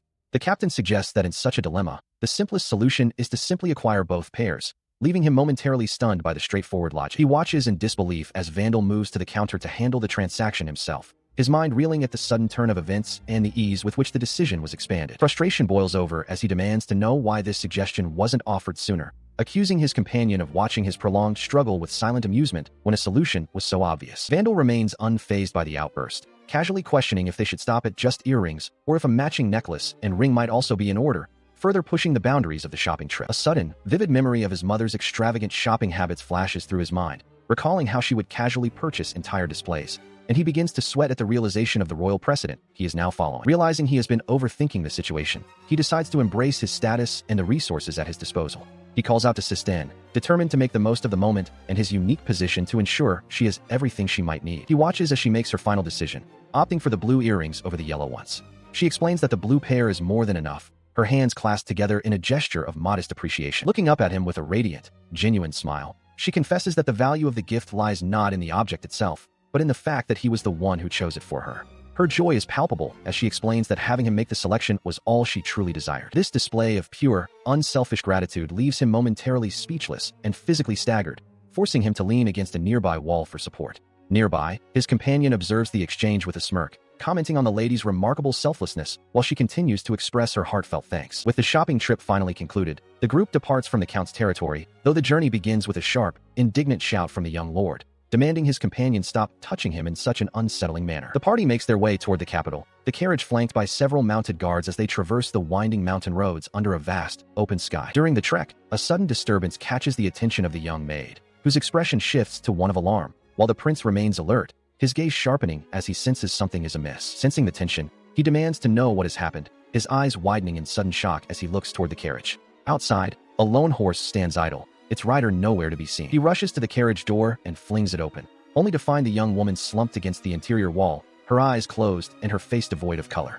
Panic seizes him as he calls out her name, desperate for a response from her unresponsive form. Inside the carriage, Vandal suddenly cries out in alarm as Sistine slumps over, her face pale and strained. He urgently asks the young maid if there is anywhere nearby where they can stop and rest. He leans in closer, wondering aloud if she might be drunk, but the severity of her condition quickly dispels that thought. Turning to Raoul, he barks an order to find a nearby and immediately, a command the young man acknowledges with a sharp salute before heading toward the driver. She can barely manage a whisper, her face flushed with a feverish heat as she tries to downplay her obvious distress. Vandal watches her with growing anxiety, unable to fathom what could have caused such a sudden decline in her health. The young maid steps forward to clarify the situation, explaining that her lady's monthly cycle is particularly difficult and that the constant jolting of the carriage has become unbearable for her body. Vandal, however, remains utterly bewildered by the vague terminology. Seeing his confusion, the maid leans in and whispers the reality of the situation directly into his ear. As the realization of this private feminine matter finally dawns on him, his expression shifts from concern to utter mortification. He recoils, his face turning a bright, embarrassed red as he stammers out an apology for his earlier rudeness.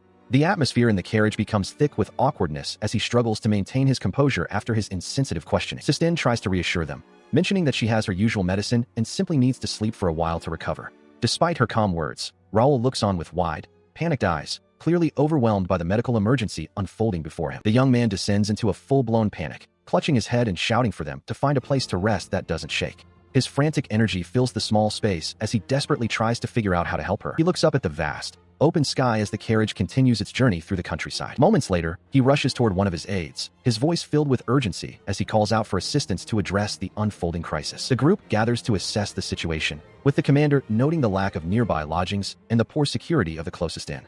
When an aide asks if the lady is suffering from motion sickness, the response is a firm negative, deepening the confusion among the men. Because of the lingering confusion, Vandal steps in to clarify the delicate nature of the situation, explaining with a serious expression that it is a monthly thing specific to women. Upon hearing this, the aides exchange looks of realization, the gravity of the situation finally sinking in as they process the information. The tension breaks as they begin to laugh, acknowledging the difficulty of the circumstance with a sense of camaraderie, while the prince watches on, still gripped by a sense of frantic worry. He listens as Vandal further explains that such a condition usually leaves a woman incapacitated for several days, making further travel for the day an impossibility. In response to this realization, the order is barked out to set up camp immediately, choosing a spot just off the highway to ensure the lady's comfort. The sudden shift from panic to organized action surprises him, as the men begin shouting instructions to pitch the tents without delay, their professional training taking over. As night falls, the camp stands ready under the glow of a full moon, providing a much-needed sanctuary for the group to rest. The young lord sits in quiet vigil by the bedside as the silver-haired woman stirs from her deep slumber, her eyes fluttering open in the dim light of the tent. He watches as she looks around the unfamiliar surroundings with a dazed expression,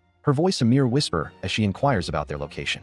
He calmly informs her that they have taken shelter within a tent, questioning if she has any memory of the journey thus far. She can only offer a faint, negative response, her strength clearly depleted by the mysterious ailment that has taken hold of her. Outside the immediate circle of care, the young maid reacts with theatrical horror, her voice rising in a shrill cry at the very notion of her lady being forced to camp in the wilderness. She continues her protest, slamming her hands down in indignation at the thought of such a harsh environment for someone of her lady's status, though she is forced to concede that the interior is unexpectedly clean and spacious. Turning her concern toward the treatment, she questions the nature of the medicine being administered. He explains with clinical detachment that the concoction is primarily a sedative to ensure the patient receives the rest she desperately needs. When she demands to know if a permanent cure exists, he is blunt, stating that no such remedy has been found for this condition.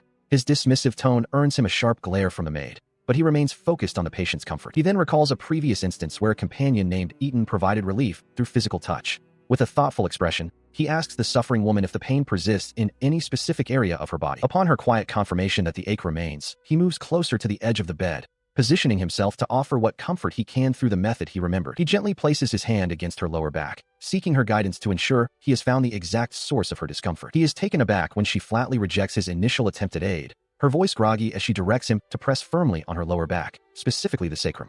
The bluntness of her request is rare, catching him off guard as he prepares to adjust his approach. Searching for the correct anatomical point, he tentatively probes the base of her spine, questioning if he has located the sacrum she mentioned. The environment is quiet, save for the soft sounds of the camp, as he focuses on the task at hand. As he adjusts his position, she continues to urge him lower and with more force, her usual polite demeanor replaced by a bluntness that he attributes to the lingering effects of her medication. He finds the change in her speech pattern refreshing yet startling, wondering if she is still half asleep. The realization of where her instructions are leading him causes a sudden jolt of panic as he realizes that any further descent would cross a significant personal boundary. He freezes, his face heating up as he stares at the area she is directing him toward. Despite his internal alarm, he finds the spot she indicated and applies pressure, eliciting a sharp gasp of relief from her that sends a jolt of nervous energy through his own body. His muscles twitch in response to the intensity of her reaction, his heart racing in his chest. He instinctively recoils, raising his hands in a gesture of surrender, but her pleading gaze and soft request for him to continue leave him utterly flustered. She turns back toward him, her eyes wide and vulnerable, begging him not to stop the treatment. Returning to the task with a heavy heart and a racing pulse, he can't help but feel that the nature of her requests is shifting into something far more intimate than a mere medical procedure. Her soft moans of relief only heighten his sense of unease and embarrassment. Focusing intently on the physical sensation, he presses his fingers into the small of her back, eliciting a soft, contented sound from her as the tension begins to leave her body. He tries to maintain a clinical focus, despite the proximity. He battles a rising tide of embarrassment, his face flushing deep red as he desperately tries to maintain a professional mindset and suppress any stray, inappropriate thoughts. He repeats to himself that his intentions are purely medicinal, despite how the situation might appear. With a final, determined effort, he continues the massage, ignoring his own discomfort to provide her with the relief she so desperately needs. She drifts into a state of peaceful relaxation, her expression softening as the pain finally begins to ebb away under his touch. He leans over the bed, softly calling her name to check her state. She turns her head slightly, her eyes heavy with exhaustion as she looks back at him. Seeing her struggle to stay awake, he asks if sleep is finally claiming her. She offers a faint, affirmative murmur, her body relaxing further into the mattress. He watches with a gentle, relieved expression as she settles in. The tension of the previous moments begins to fade, replaced by a quiet calm. As her breathing slows, he remains by her side, his gaze fixed on her peaceful face. A heavy silence fills the room, broken only by the soft rustle of the sheets. Suddenly, she begins to mutter in her sleep, her voice a mere whisper. He leans in, startled to realize that the words she is speaking belong to a language he has never encountered. Her lips move softly, trailing off into unintelligible fragments. The mystery of her origins seems to hang in the air with every half-formed syllable. Her eyes flutter open slightly, glistening with unshed tears as she speaks his name with a heartbreaking clarity. He freezes, his own eyes widening in shock at the raw emotion in her voice. She reaches out with a trembling hand, covering his own in a gesture of desperate connection. She whispers his name again, followed by a cryptic fragment of that unknown tongue. He does not pull away, instead remaining anchored to the spot as she clings to him. The weight of her hand feels significant, a silent plea for comfort in the dark. Eventually, her grip softens as she drifts back into a deeper slumber. He stays there, a silent guardian in the dim light, reflecting on the unexpected vulnerability she has just shown. He remains still, his hand held firmly by hers as she drifts deeper into a troubled sleep. The weight of her touch and the cryptic words she whispered linger in the silence, leading him to a somber internal realization that this destiny, or perhaps the depth of her feelings, is not something intended for him. The grand facade of the Hedona Lord's Manor stands tall, a carriage resting before its gates as the sun casts long shadows across the estate. Within the opulent halls, the rhythmic click of boots echoes as two men traverse the corridor. The elder host, Count Shuren, extends a warm invitation for their party to remain at the manor for as long as necessary, at least until the princess has fully recovered her strength. Turning to his host, Vandal expresses his gratitude for the hospitality and the provision of guards, noting that they had originally intended to stay elsewhere the previous night. The Count dismisses any need for worry, his gaze softening as he remarks on what a splendid and remarkable princess she is. As they continue their stroll through the manor, the Count shares that word of her deeds has already begun to travel. He mentions the growing rumors throughout the kingdom regarding how she saved the people within his own domain. A faint, knowing smile touches the younger man's lips as he listens. He confirms that she indeed possesses a vast and impressive range of knowledge, far beyond what many might expect. The two men walk in a comfortable silence for a moment, the weight of the conversation settling between them. Looking out over the grand interior, the Count observes that the prince's devotion to her is unmistakable. He points to the prince's decision to halt the carriage and set up camp solely due to her failing health as proof that there could be no princess more deeply cherished. Hearing this, his expression shifts, his eyes narrowing slightly as he processes the Count's words, perhaps contemplating the true nature of the bond he is witnessing. He stands before the heavy wooden doors of the infirmary, the Count's voice a low murmur as he confirms the princess's presence within. Vandal's expression remains unreadable, a stark contrast to the older man's polite deference. Entering the quiet chamber, he takes a seat beside the bed where the princess lies in a deep, restorative slumber. The silence is broken only by her soft, rhythmic breathing until a single name escapes her lips, Atsuhito. The realization that it is a man's name hangs heavy in the air. He gazes down at her peaceful, sleeping face, a shadow of doubt crossing his features. He wonders if this other man, this Atsuhito, has ever looked upon her in such a vulnerable and intimate state. Memories of her calling that name with such raw, desperate emotion flood his mind. He can't help but question the depth of her feelings for this mysterious figure, wondering if her heart truly belongs to another man entirely. He reflects on the moments of warmth and gratitude she has shown him, her eyes once filled with what he believed was genuine affection. Now, a cold uncertainty takes root, making him wonder if he was merely a substitute in her mind, causing his gloved hand to tighten in a silent grip of frustration. Despite the gnawing jealousy, he leans closer to her still form, his voice barely a whisper as he confesses his love, the words hanging in the quiet air of the room. His gaze remains fixed on her as he vows that his devotion is for her alone, a solitary promise made to a woman who cannot hear him. Meanwhile, elsewhere in the sprawling estate, the Count continues his duties, unaware of the emotional turmoil within the princess's chambers. Nearby, a young man of noble bearing approaches a set of ornate doors with a sense of urgency. This newcomer bursts into the room, his voice ringing out as he addresses the chancellor. He is eager, his eyes wide with anticipation as he asks if the official's visit means his father, the king, has finally sent a reply. The chancellor, however, meets his enthusiasm with a stern, dismissive look. He curtly informs the young man that their discussion will have to wait, leaving the air thick with unspoken tension and political weight. He watches as the young prince erupts in a fit of desperation, his voice cracking as he demands to know why his father continues to forbid his marriage to Mile. The young man's frustration only deepens as he recounts his father's strict command to never take Mile with him on his excursions, feeling trapped by the king's inexplicable disapproval. Observing this display, the elder man reflects on the prince's lineage, noting how he inherited his mother's striking beauty and his father's undeniable competence. He recalls a time when the youth was the pride of the luminous kingdom, a crowned prince without flaw, yet now sees only a shadow of that promise, overshadowed by the presence of a fiancé candidate who seems to offer no hope for the future. Exhausted by his own emotional outburst, the prince collapses into his chair, the weight of his royal duties and personal desires clearly taking their toll. Meanwhile, the object of his affection, Mile, enjoys a serene tea party in the garden, her laughter masking the ruthless ambition that drove her to displace Lady Sidoin in her quest for the crown. The heavy silence of the study is eventually broken when an aide enters, presenting the day's official correspondence on a silver tray. Picking up a letter, the prince's eyes widen as he reads an invitation to the wedding of Lady Sidoin and a rival prince. He quickly inquires about his father's stance, and upon hearing that the king has granted him permission to attend with Mile, his despair instantly vanishes, replaced by a radiant, wide-eyed joy. As he contemplates the upcoming event, he briefly considers offering his congratulations, though a flicker of guilt crosses his mind as he remembers the coldness he once showed to his former fiancée. He looks up, startled by the chancellor's inquiry regarding the whispers circulating about Lady Sidoin. The older man stands firm, his hands clenched behind his back as he probes the young royal's awareness of the court's gossip. Recalling the cruel jests of the nobility, he remembers the speculation that the engagement would crumble due to his supposed distaste for her physical form. A faint, knowing smirk touches his lips as he considers the weight of those words. He is suddenly interrupted by the chancellor, whose voice is heavy with a gravity that suggests the matter is far from a source of amusement. The elder speaks of the lady with a somber respect that catches the young man off guard. His words leave the young royal reeling, his eyes widening in genuine shock as the reality of the situation begins to pierce his composure. He listens as the elder statesman reveals that King Tydros himself was profoundly moved by the lady's actions, specifically her success in eradicating a plague that had ravaged the Tanya kingdom. Because of his report, the prince realizes that the two nations are now forging a powerful alliance, collaborating on trade routes and the extraction of mineral wealth. He can only stare in disbelief, the magnitude of his miscalculation finally dawning on him. He struggles to reconcile this new image with his memory of her as a strange, unsettling presence, a girl he once likened to a predatory wolf.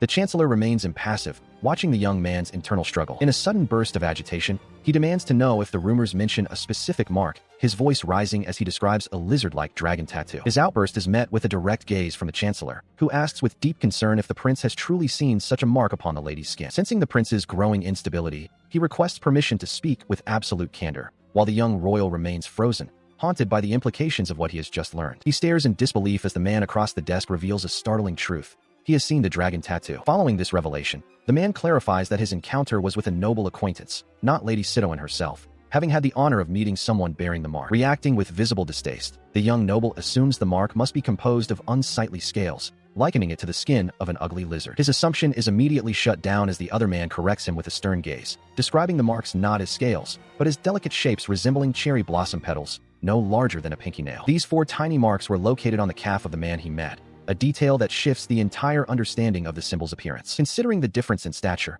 the man muses that on a woman, the marks would be even more diminutive, perhaps only 2 in number, leaving the prince speechless. Overwhelmed by this missed connection, the prince slams his fist onto the desk, his voice cracking as he demands to know why this crucial information was withheld until now. This outburst triggers a fierce response, as the man towers over him, roaring that the subject is far too sacred for such casual or disrespectful speech from a fool. He continues to berate the young noble, questioning how he could fail to grasp the immense honor associated with such a mark, declaring its very existence to be divine and beyond reproach. In a final, scathing rebuke, he calls the prince a fool for allowing such a monumental opportunity to slip through his fingers, his face contorted with genuine fury as he emphasizes the gravity of the loss. He turns to leave, offering a cold, formal apology to the chancellor and the prince. The tension in the room remains thick as he makes his exit, leaving the young royal in a state of visible agitation and uncertainty. Left to his own devices, the prince spirals into a panic, his mind racing as he frantically wonders what his next move should be in the face of such a disaster. His eyes widen and beads of sweat form on his brow as the weight of his failure settles in. The silence of the room only amplifies his internal desperation. He realizes with a sinking heart that no amount of words will appease King Tanya's wrath. The situation has spiraled beyond his control. Nearby, Vandal watches the fallout with a calculating, almost satisfied expression, knowing the prince is at a total loss. Returning to the chancellor's side, he maintains a calm, professional facade, assuring the older man that the necessary measures have already been set in motion to handle the fallout. A dark, predatory smile spreads across his face as he reveals his true, ruthless intent. If the woman in question cannot be claimed by their nation, he will ensure she is lost to everyone forever. Upon returning to the royal capital, the days became a whirlwind of activity, the grand spires of the palace serving as a backdrop to the relentless pace of their new lives. While the men were occupied with matters of state, and the chancellor discussed official business with the prince and the young lord, the ladies found themselves immersed in the social graces of the court, sharing quiet conversations amidst the floral arrangements of the palace gardens. Months vanished in an instant as the couple navigated a sea of obligations, from complex security arrangements to the endless greetings and meticulous preparations required for their upcoming union. Despite the outward appearance of progress, a shadow of hesitation lingered behind his eyes as he watched her interact with the other nobles, her smile bright and seemingly untroubled. He felt the unspoken words festering within him, a heavy weight in his chest that grew more stifling with each passing day, leaving him desperate for the relief of finally speaking his truth. Yet, the opportunity continued to slip away. As the moon rose high over the capital, he convinced himself that she was already resting and that the demands of the day justified waiting just one more night. With the wedding now only hours away, he stood alone in the quiet corridor, his resolve hardening as he stared at the door, his hand tightening into a fist at the realization that time had finally run out. A soft knock echoed through the silence, followed by a brief exchange of voices as he announced his presence, seeking entry for a conversation that could no longer be delayed. He stands before the ornate door, his hand poised to knock. After a moment of hesitation, the sharp sound of his knuckles against the wood echoes through the quiet hallway. In response, the door swings open to reveal Sistine, her face lighting up with a warm, welcoming smile as she invites him to enter. As he steps into the room, he notices her writing desk, where she had been composing a letter before his arrival. Since their return to the royal capital, they have maintained separate quarters, but in these private moments, her formal guard drops, and she offers him tea with a gentle hospitality that feels more intimate than their public interactions. He raises a hand to politely decline the offer, assuring her that his visit will be brief as he only wishes to speak with her for a few moments. Despite his resolve, a heavy silence falls between them as he struggles to find the right words, prompting her to tilt her head in silent curiosity. Turning slightly away to gather his thoughts, he finally admits that there is something he feels compelled to address before their wedding day, even though he had initially doubted the wisdom of bringing it up. Sensing the gravity of his tone, she looks at him with growing concern, her voice soft as she asks what is troubling him so deeply. He looks her in the eye and asks for confirmation regarding her health, specifically if she had fallen ill during the journey back from Vandal's estate. She simply nods, confirming his suspicion. The conversation takes a startling turn when he speaks a name that seems to strike a chord within her: Atsuhito. He watches her reaction closely, questioning if this individual bears a resemblance to him, while she stands frozen by the sudden mention of a name that clearly holds significant weight. His expression darkens with a mix of resolve and inner turmoil as he prepares to make a confession, his voice dropping as he begins to reveal a truth he can no longer keep hidden. He stands before her, his back to the viewer, delivering a heavy truth. He suggests that the person she truly loves isn't the man standing there now, but someone else entirely. The weight of his words hangs in the air. He looks down, his expression shadowed by a quiet melancholy, while she gazes at him with wide, uncertain eyes, her hand pressed to her chest as if to steady her heart. She turns away briefly, dabbing at her eyes with a handkerchief to compose herself. They remain at a distance in the quiet room, the silence between them thick with unspoken revelations. He breaks the silence again, his voice hesitant as he admits he isn't sure if she will believe what he is about to say. In response, she looks him directly in the eye and makes a startling confession. She possesses memories from a life she lived before this one. He is taken aback, questioning if she means reincarnation. He recalls that in the kingdom of Tanya, the homeland of the Shidoan, there is a belief that souls are reborn across many lifetimes. She confirms his suspicion with a simple, solemn yes, standing firm as she prepares to delve deeper into her secret. She explains that in that previous existence, she was born into an entirely different world, where she grew into adulthood. She reveals that she had been a doctor in that other life, a detail that leaves him visibly stunned as he tries to reconcile this new information with the woman he knows. Finally, she reveals the core of her connection to the name he spoke. Atsuhito was her lover in that past life. She continues her tale, describing how Atsuhito had been a nurse whose compassion for his patients knew no bounds. He possessed a natural charisma, befriending everyone he met, and frequently wandered the patient wards despite his official assignment to the operating room. This habit of his often drew the ire of the head nurse, who would scold him for his lack of discipline. As she speaks, the young man listens in silence, absorbing the details of a life he does not remember. The narrative takes a dark turn as she recounts a day when a woman, severely injured by domestic violence, was brought into the treatment room. While she was tending to the victim, the woman's husband, consumed by a deranged fury, burst through the doors brandishing a knife. Following this harrowing moment, a heavy silence falls between them. He stands motionless, the weight of her tragic history hanging in the air. She reveals the ultimate sacrifice. Atsuhito had stepped in to protect her and was killed in the struggle. His desperate attempt to save her life was the reason she had been so visibly shaken during their initial encounter in this world. Because of the wounds she sustained during that same attack, she too succumbed shortly after. Upon awakening, she found herself reborn into this life as Shidoan Ballimore. Although her past was initially a blank slate, everything changed when she was 16. After a brush with death triggered by eating a peach, the floodgates of her memory opened, and she recalled every detail of her previous existence. With a trembling voice, she confesses that seeing Prince Suryu for the first time felt as though her heart had stopped. She questions whether her feelings for him are truly her own, or if she simply fell in love with the resemblance he bears to the man who died for her. Tears well in her eyes as the full emotional weight of her confession takes hold. He watches her, his expression softening as he realizes the depth of the burden she has carried alone. He offers a sincere apology, regretting that his quest for understanding caused her such distress. He assures her that his intention was never to interrogate her, but simply to find the truth. He nods slowly, absorbing the weight of her confession. Sistine watches him tentatively, her eyes searching for his reaction as she asks if he truly understands the depth of her revelation. Standing tall before her, he admits that hearing she liked him brought him joy, even if the initial reason was rooted in his resemblance to the man from her previous life. He acknowledges the complexity of her feelings with a calm, steady gaze. She begins to protest, her voice trembling as she tries to clarify that her current excitement isn't just a shadow of the past. Her eyes well with tears as she struggles to find the right words to differentiate her old love from her new feelings. He offers a gentle smile, reassuring her that he can empathize with her heart. He reflects on how significant that man must have been to remain etched in her soul, even after being reborn into a new world. His expression softens into one of regret as he realizes he had been blind to the burden she was carrying. He asks softly if holding on to those memories alone had been a painful experience for her. Because he knows it would be impossible to simply discard the memory of someone so vital, he doesn't ask her to forget. Instead, he watches her, acknowledging the impossibility of erasing such a profound connection. He suddenly places a hand over his heart, his gaze intensifying as he commands her attention. He tells her firmly to look at him, the man standing right in front of her. With his hand still pressed against his chest, he repeats the request, his voice filled with a new, burning resolve. He wants her to see him for who he is now, not as a ghost of the past. She gazes back at him, her breath catching as the weight of his words sinks in. The sincerity in his eyes leaves her momentarily speechless, her previous distress replaced by a burgeoning sense of wonder. He smiles with a newfound determination, promising that he will work tirelessly to earn her affection. His goal is clear. He wants her to fall in love with the man he is today, independent of any past life. He let out a frustrated groan, the weight of the conversation finally catching up to him as he stood in the center of the ornate chamber. Across the room, she remained still, the silence between them heavy with the echoes of their shared history. She looked down, her expression clouded with a bittersweet sorrow as she reflected on the revelation that Atsuhito was indeed her lover from a previous existence. While the admission had been agonizingly painful to voice, she felt a sense of relief in finally being able to convey the truth she had held close for so long. Despite the complexity of their past, his resolve remained unshaken, his gaze fixed on a future where he could earn her affection on his own merits. He understood that the path ahead required dedication, a commitment to proving himself worthy of her love as the man he was now, rather than the ghost of who he once had been. With a newfound sense of purpose, he offered a confident smile, declaring that this moment marked a clean slate for both of them.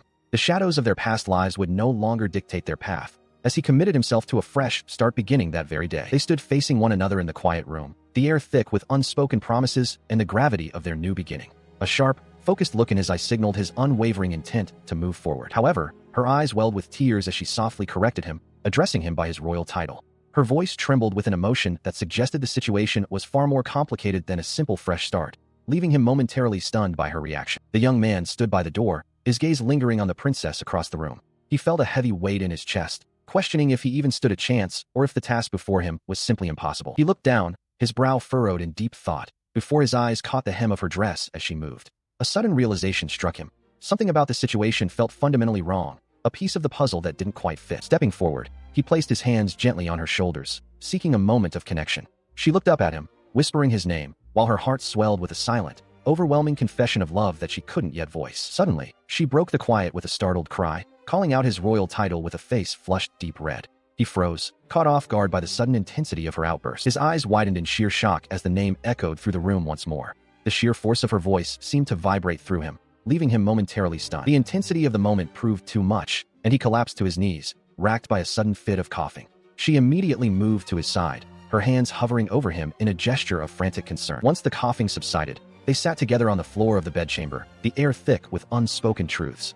She began to speak softly, confessing that in the beginning, she had only seen the image of the prince within him, believing the two men to be one and the same. She looked at him then, her eyes searching his, as she prepared to reveal a deeper truth that had begun to change everything she thought she knew. She continues her confession, her voice soft as she recalls how he has always kept his gaze fixed solely on her. As memories of their shared moments flicker through her mind, she acknowledges how he unfailingly trusted her words and remained a steadfast presence through her darkest hours, until he became the only one she truly saw. Reaching up to touch the delicate jewelry at her ear, she reflects on a specific moment from their past that changed everything, leaving him momentarily speechless. He watches her intently as she recounts the exact moment her perception of him began to shift. He sees the warmth in her eyes as she recalls him carefully selecting that very earring for her, a gesture that deeply touched her soul. She makes her ultimate declaration in the quiet expanse of the room, clarifying that her love isn't for a title or a ghost, but for the man standing right in front of her. His eyes widen in sheer disbelief as the weight of her words finally sinks in. With a radiant smile that seems to illuminate the entire space, she confirms her deep, unwavering affection for him. Stunned into silence, he can only stare back at her, his face flushing a deep crimson as he processes the magnitude of her confession. He sits in the quiet of the bedroom, the weight of her confession hanging in the air between them as they face one another on the edge of the bed. Looking into her eyes, he feels a surge of emotion that mirrors her own, his face flushing with the intensity of the moment and the depth of his feelings. Overcome by his feelings, he pulls her close and presses his lips to hers, finally reciprocating her confession by whispering that he also loves her very much. This shared admission of love transforms the atmosphere, the world around them fading as they lose themselves in the warmth of their first true embrace. He pulls back slightly, his gaze searching hers, the air thick with a new, unspoken tension that goes beyond mere words. Moving with a gentle desperation, he leans in again, his breath warm against her skin as he draws closer to her neck. The young noble then gently guides her back onto the bed, hovering over her as the reality of their mutual desire takes hold in the dimly lit room. She looks up at him, her hair fanned out against the sheets, meeting his burning, determined gaze with a mixture of wonder and vulnerability. He pauses for a heartbeat to ask if she is afraid, but her soft, reassuring murmur gives him the answer he needs as he begins to loosen his shirt. With a soft sigh of surrender, she welcomes him as he leans down to her neck, his hands moving to the delicate ribbons of her dress to undo them. He gently begins to loosen the delicate ribbons of her dress, his hands trembling slightly with anticipation. She lies back, her long, silver hair fanning out across the floor like a silken halo, her cheeks flushed with a deep, rosy hue as she lets out a soft, shaky breath. As his fingers work through the fabric, their eyes meet in a moment of intense, silent connection. She watches him with a mixture of vulnerability and longing, her breath hitching as the reality of their shared intimacy settles over them. He leans over her, his presence a warm weight that anchors her to the moment. The world outside their immediate circle seems to fade away, leaving only the sound of their breathing and the soft rustle of clothing. Suddenly, the heavy silence is shattered by a sharp, rhythmic pounding against the wooden door. The sound echoes through the room, a jarring intrusion into their private sanctuary. They freeze, their lips just inches apart, the sudden noise cutting through the tension like a blade. The heat of the moment is instantly replaced by a cold jolt of adrenaline. He remains poised over her, his muscles tensed as a voice calls out from the hallway, offering apologies to the lady of the room. The speaker explains that they are searching for the young master and have been unable to locate him anywhere else in the palace. His heart hammers against his ribs as he realizes the gravity of the situation, his mind racing to find a way out. He recognizes the voice as that of the butler, and the thought of being discovered in such a compromising position sends a wave of panic through him. She quickly presses her hands over her mouth to stifle any sound, her eyes wide with alarm. In response, he raises a finger to his own lips, a silent, desperate plea for absolute stillness. They remain motionless on the floor, barely daring to breathe as the shadow of the door looms over them. The proximity of their pursuers is palpable, the thin barrier of wood the only thing protecting their secret. Outside, the conversation continues as the search party lingers, questioning if the prince could possibly be inside. Despite their doubts, the captain insists on a thorough check, his hand reaching for the handle as the threat of discovery reaches its peak. Atsuhito's brow furrows with irritation as the captain's relentless enthusiasm and constant presence become a source of mounting pressure. He remains frozen on the floor with Mile as the butler's voice rings out from the hallway, reminding the young master that his wedding is scheduled for tomorrow. The captain adds to the noise, his rhythmic knocking and repeated calls creating a frantic atmosphere outside the door. The prince finally snaps, shouting through the door for the pair to be quiet, and promising that he will emerge from the room momentarily. He eventually emerges from the room to find the butler delivering a sharp reprimand to the captain.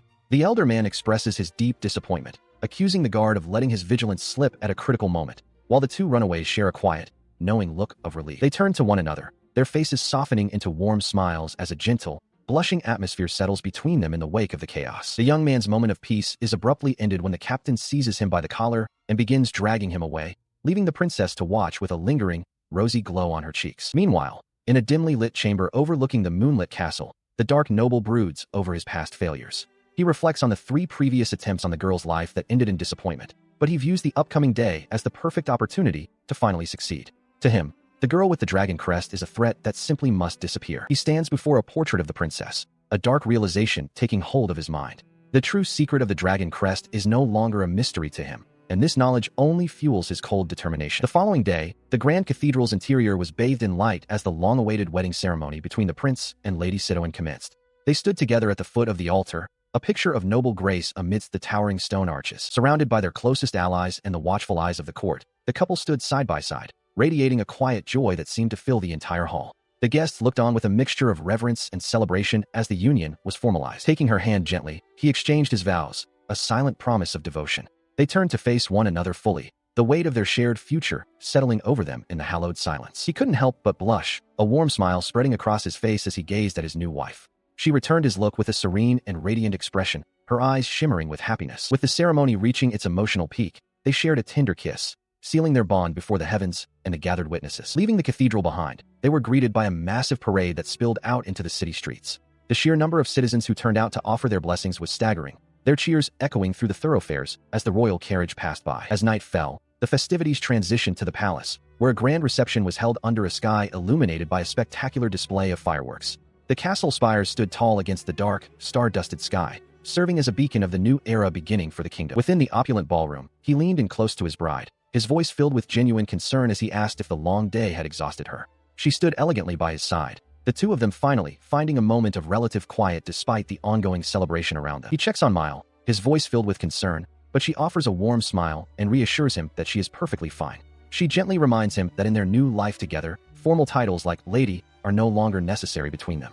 Nearby, the captain stands in silent attendance, observing the couple's tender exchange. Their private moment is interrupted by the boisterous arrival of a man who greets Arios as a dear friend, loudly praising the magnificence of the wedding ceremony. Atsuhito and Mile turn their attention toward the newcomer, whose energetic presence fills the hallway. This exuberant guest immediately pulls Arios into a rough, celebratory embrace, much to the nobleman's clear annoyance and physical discomfort. After releasing his grip, the man, addressed as Lord Murder, formally offers his congratulations to the newlyweds. He then shifts the conversation toward more serious matters, inquiring about the progress of the recovery efforts following the recent crisis. He credits Arios with the fact that everyone is regaining their health, a statement that the Lord accepts with a calm, knowing expression.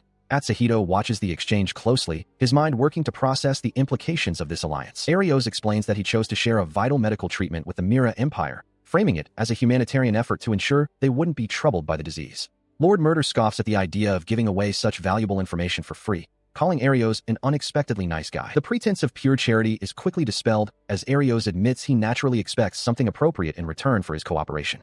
Lord Murder smiles, looking forward to seeing the results of their arrangement, while Atsuhito's suspicion grows as he wonders what the two are truly scheming. With a final, cryptic remark about others who should be arriving soon, Lord Murder takes his leave. His departure leaves Atsuhito visibly confused, grappling with the vague warning and the unsettling nature of the man's words. Moments later, the young prince and Mile are startled by a movement at the far end of the corridor, their eyes widening as a new figure approaches through the shadows. Standing together in the grand hallway, Arios and Tanya maintain a poised and formal demeanor, their expressions unreadable as they await the next turn of events in the palace. He walks down the ornate palace corridor with Tanya, unaware of the suspicious gaze following him from the shadows. The young noble is soon cornered by his mother, who erupts into boisterous laughter behind her decorative fan, exclaiming how delighted she is by his recent change in fortune and the happiness he has found. While that spectacle unfolds, Mile turns to her companion with a soft, apologetic expression, though he can't quite fathom why she feels the need to say sorry for the family's behavior. She beams with a radiant smile, suggesting they demonstrate their own happiness to the court, leading him to realize with a sense of relief that she will likely find common ground with his mother despite the woman's eccentricities. The group eventually gathers in a grand,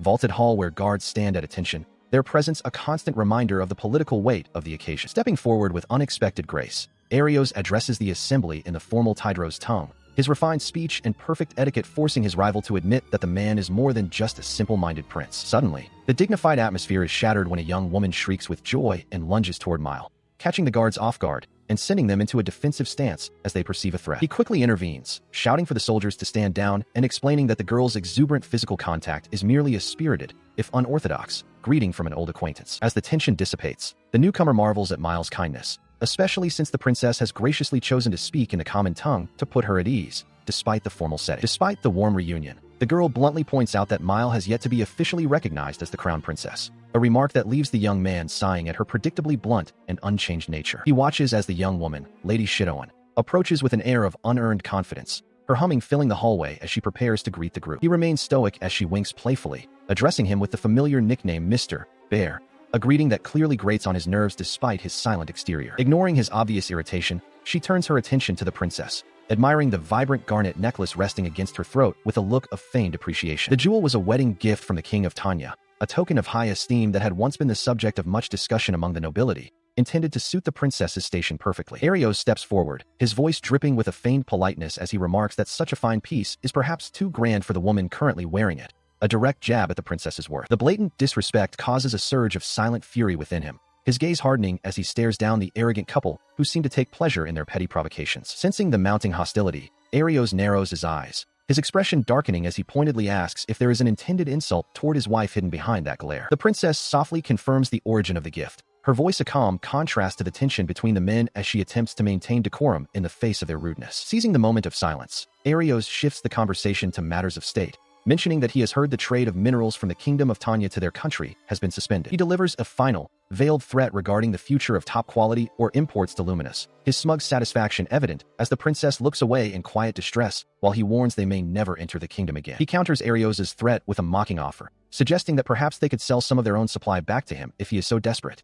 Arios can only grit his teeth in a silent, frustrated hiss, his composure completely crumbling under the weight of the retort. Having lost the verbal sparring match, the arrogant noble turns on his heel, leading his companion away from the confrontation in a stiff, hurried retreat. Atsuhito remains where he is, his hand resting casually on his hip as he watches their retreating backs with a sense of quiet satisfaction. As the tension dissipates, the captain steals a glance at the princess, his face flushing with a mix of admiration and bashfulness at her newfound resolve. She, however, remains poised and serene, her eyes downcast in a moment of quiet reflection as the weight of the encounter settles. The atmosphere lightens instantly as the rest of the group joins in, their shared laughter echoing through the grand hall. Lord Murder and the captain chuckle together, remarking on the surprisingly sharp and effective tongues displayed by both the princess and the captain during the heated exchange. He lets out a boisterous laugh, jokingly asking if Arios caught the look of defeat on his own face before he fled. Beside him, Mile bites her lip, her expression softening into one of slight concern as she wonders aloud if they might have been a bit too harsh in their victory. The memory of Lady Shidoan lingers like a ghost. The realization that her words no longer hold any power over them has left her hollow and defeated. It is clear to everyone that she has given up, knowing that anything she says now would be utterly pointless. A singular, powerful thought rings out through the mind of her protector. She is his wife, a woman who has proven herself to be both immensely strong and radiantly beautiful in the face of adversity. The grand architecture of the palace ballroom stands as a silent witness to the shifting social tides, its ornate balconies and glittering chandeliers illuminating the ongoing festivities as the guests continue their evening. Amidst the swirling crowd of nobles, Arios stands isolated, his face contorted with a mixture of shame and simmering rage. He stares back at the group, his pride wounded and his mind likely racing with thoughts of retribution for the public humiliation he just endured. Atsuhito and Miles stand together at the gala, the picture of a perfect royal couple. They radiate a shared happiness that draws the eyes of everyone in the ballroom, their presence commanding respect and admiration from the gathered nobility. He, however, stands apart from the festivities, a solitary figure amidst the crowd. Arios watches them from a distance, his expression unreadable as the celebratory atmosphere swirls around him, isolating him in his own thoughts. The princess is the undisputed center of attention, her joy evident to all who look upon her. Whispers ripple through the hall, noting how the prince dotes on her, and how even the notoriously difficult queen has taken her under her wing. Her reputation as a talented savior of the people precedes her, leaving the nobility in awe of the fine consort she has become, far exceeding any expectations they might have held. He is left reeling with confusion by the sight of her transformation.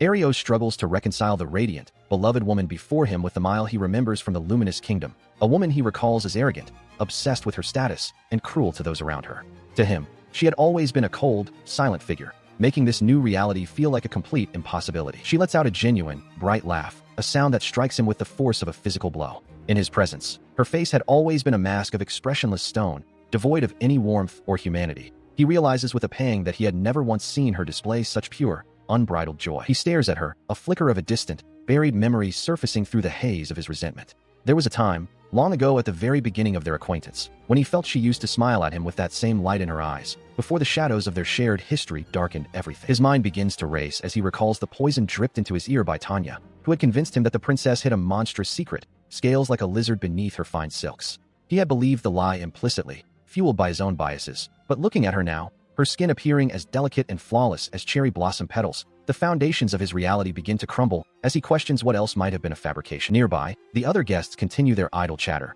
their words echoing the very questions haunting his thoughts.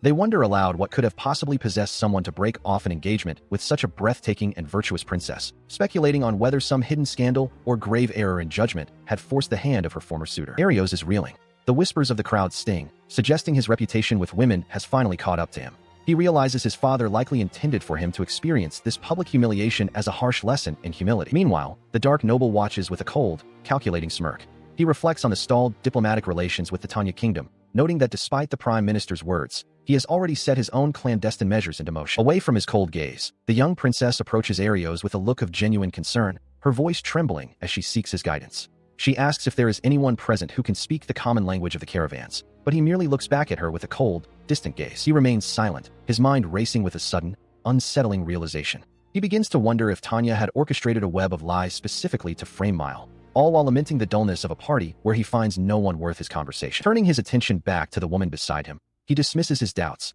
convincing himself that someone as seemingly innocent as Tanya could never be capable of such a calculated deception. She, however, seems entirely unfazed by his internal conflict, her eyes lighting up with excitement. She eagerly suggests they go find Prince Suryu and Mile, confident that the princess will be more than happy to accommodate them. While she anticipates the meeting, the royal pair walks through the moonlit palace gardens, seeking refuge in the cool night air far from the prying eyes of the gala. He pauses to gaze at the full moon, letting out a weary sigh as the weight of his duties briefly lifts in the stillness of the night. Sensing his fatigue, she asks softly if he is all right. He offers a small, tired smile, admitting that he is simply grateful for a rare moment of peace where he can finally catch his breath. Despite the brief respite, a shadow of concern crosses his face once more. He confesses his lingering anxiety, noting that while they have found this moment of calm, the official ceremony is fast approaching. He felt his face heat up as the proximity of the princess sent his thoughts racing toward their impending wedding night, his mind filled with a mixture of anticipation and nervous energy. Overwhelmed by his own scandalous imagination, he clutched his head in a frantic attempt to regain his composure and banish the inappropriate thoughts,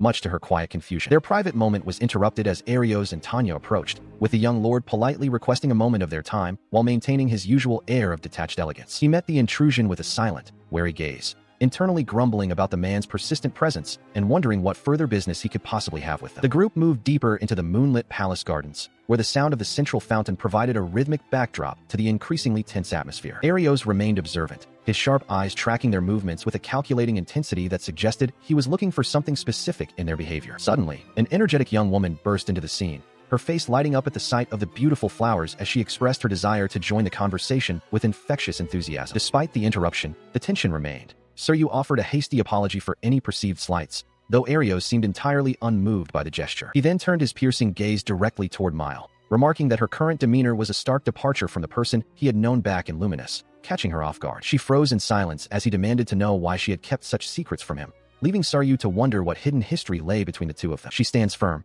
her gaze unwavering as she points out that the situation in Tidros was far different from what he imagines. Arios, taken aback, demands to know what he could have possibly done wrong, while Soryu watches the exchange with a simmering, silent intensity. In the back of her mind, memories of Arios' past indiscretions and the way he flaunted his status with other women flicker like a painful shadow. Under the cold light of the full moon, he can only offer a hollow denial, claiming he did nothing at all. Soryu remains a physical barrier between them, his presence a silent testament to the shift in alliances as they stand on the stone path. She counters his denial with a sharp truth, explaining that his inaction was the very problem. He simply chose to believe a version of reality that suited his own desires. Her expression is one of weary clarity, the jewelry at her neck catching the moonlight. Reflecting on the past, she acknowledges that their engagement was merely a cold calculation between two nations, a duty she accepted despite the growing distance between them. She had once hoped for more, but eventually concluded that her own perceived failings were the reason her true feelings never reached him. He stares at her, his composure fracturing as he questions if she is actually suggesting there was ever love behind her actions. The idea seems to strike him as both absurd and deeply unsettling. She remembers the exact moment she stopped showing him her smile, a stark contrast to the bright, innocent version of herself that others, like Tanya, seemed to represent. The light in her eyes had dimmed long before the engagement officially crumbled. Turning her back to him, she delivers the final blow, stating plainly that he never truly cared for her from the very beginning. He is left standing alone in the garden, the weight of her words finally beginning to pierce his arrogant facade. She looks up at the moon, her face a mask of quiet sorrow, while he struggles to find words, his voice trailing off into a hesitant, unfinished thought. The gap between them has never felt wider. Despite the bitterness of the present, she had once made a genuine effort to be sincere with him. However, the vast expanse of the night sky seems to echo the emptiness of those failed attempts. He is forced to confront the reality that he rejected that sincerity entirely. By only hearing what he wanted to hear and seeing what he wanted to see, he had effectively closed the door on any real connection they might have had. He stands before the prince, the weight of the previous confrontation still hanging in the air. Soryu's gaze is steady and piercing as he prepares to ask a pointed question that will test the noble's resolve. The question catches him off guard, as the prince asks directly if he still harbors any lingering feelings for the woman he once neglected. His expression shifts to one of genuine bewilderment, his composure momentarily slipping. He recoils in shock, shouting back the very idea of lingering feelings as if the suggestion itself were an insult. Behind him, the woman who was once his betrothed watches the outburst with a quiet, somber grace, her eyes reflecting a deep-seated sadness. His companion, confused by the cryptic exchange and the mention of foreign languages, seeks clarification on what is happening. He quickly dismisses the matter as nothing of importance, turning to lead her away while addressing her as Mile, a chilling sign of his attempt to replace the woman he lost. She watches them depart, her eyes following the man who was once her world as he walks away with another. The silence between her and the prince is heavy with the finality of a bond that has been irrevocably severed. As he walks away, the prince calls out one last time, his voice carrying a stern and authoritative warning. He tells the departing noble that if there is even a shred of regret within him for how he treated his former fiancée, he must ensure that he never allows someone so precious to suffer such sadness again. The two pairs move in opposite directions across the stone courtyard, the physical distance mirroring the emotional chasm now between them. She adds her own soft but firm parting words, urging him not to repeat the mistakes that led to their downfall. Her face is a mask of calm resolve, showing no sign of the pain he once caused her. With a final, selfless wish, she hopes for his future happiness and that he finds peace with the woman he now calls Lady Mile. She watches his retreating figure one last time, finally letting go of the ghosts of their failed engagement. Observing her grace, the prince can only marvel at her kindness and capacity for forgiveness. While his own instinct would be to see such a man thoroughly punished for his arrogance, he finds himself deeply moved by the nobility of her spirit. He walked alongside the princess, his mind still lingering on the encounter with Arios. A part of him regretted not delivering a physical blow to the man, yet he knew that such violence would only distress Mile, who likely preferred a peaceful resolution. Turning to his companion with a softened expression, he suggested they return to the safety of the palace. She offered a serene, silent smile in agreement, her presence a calming influence after the day's tensions. His peaceful moment was shattered instantly as a sharp, unnatural sound cut through the air. His eyes widened in sudden alarm, every instinct screaming that something was terribly wrong. The young prince came to a dead stop, his gaze darting toward the shadows of the garden. Sensing his sudden tension, Mal called out his name, her voice laced with growing concern as she watched him scan their surroundings for a hidden threat. He felt a chilling wave of pure malice wash over him, a palpable bloodlust emanating from the darkness. Nearby, a gloved hand reached out from the gloom, confirming his worst fears of an imminent ambush. Before he could react, hooded figures lunged from the brush, one of them seizing the princess in a firm grip. He cried out her name in desperation, his heart racing as the peaceful evening transformed into a nightmare of violence. Surrounded and outnumbered, the prince stood his ground, his face etched with shock and fury.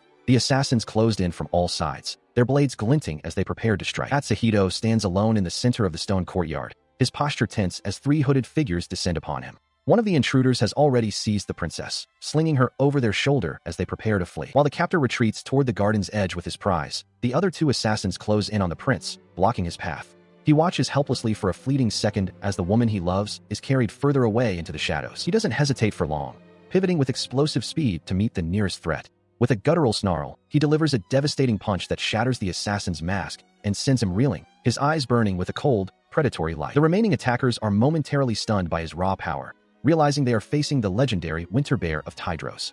Despite their shock, the prince knows he must end this quickly. He is confident he can cut them down, but every second wasted is a second the princess moves closer to danger. His face contorts with a mixture of rage and desperation as he draws his blade in a single, fluid motion. The air seems to chill around him, his focus narrowing entirely on the path to his beloved. Farther ahead, her hand reaches out into the empty air, a silent plea for help as the foliage of the forest begins to swallow her whole. The kidnapper finally reaches the tree-line and roughly forces her to the ground. She lies there, dazed and vulnerable, as the dark figure looms over her, pinning her down with a heavy hand. Sensing the shift in the atmosphere, the assassin looks back, his eyes widening in sudden, primal fear. He sees the prince charging like a force of nature, a spectral, roaring bear manifesting behind him to mirror his ferocity. With a deafening cry, the warrior lunges forward, his spirit and steel becoming one in a desperate bid for rescue. He moves with lethal precision, his blade carving through the air and the flesh of his enemies. The hooded assassin stands no chance as the strike connects, sending a spray of dark crimson across the clearing. Having dispatched the immediate threats, the warrior stands amidst the fallen,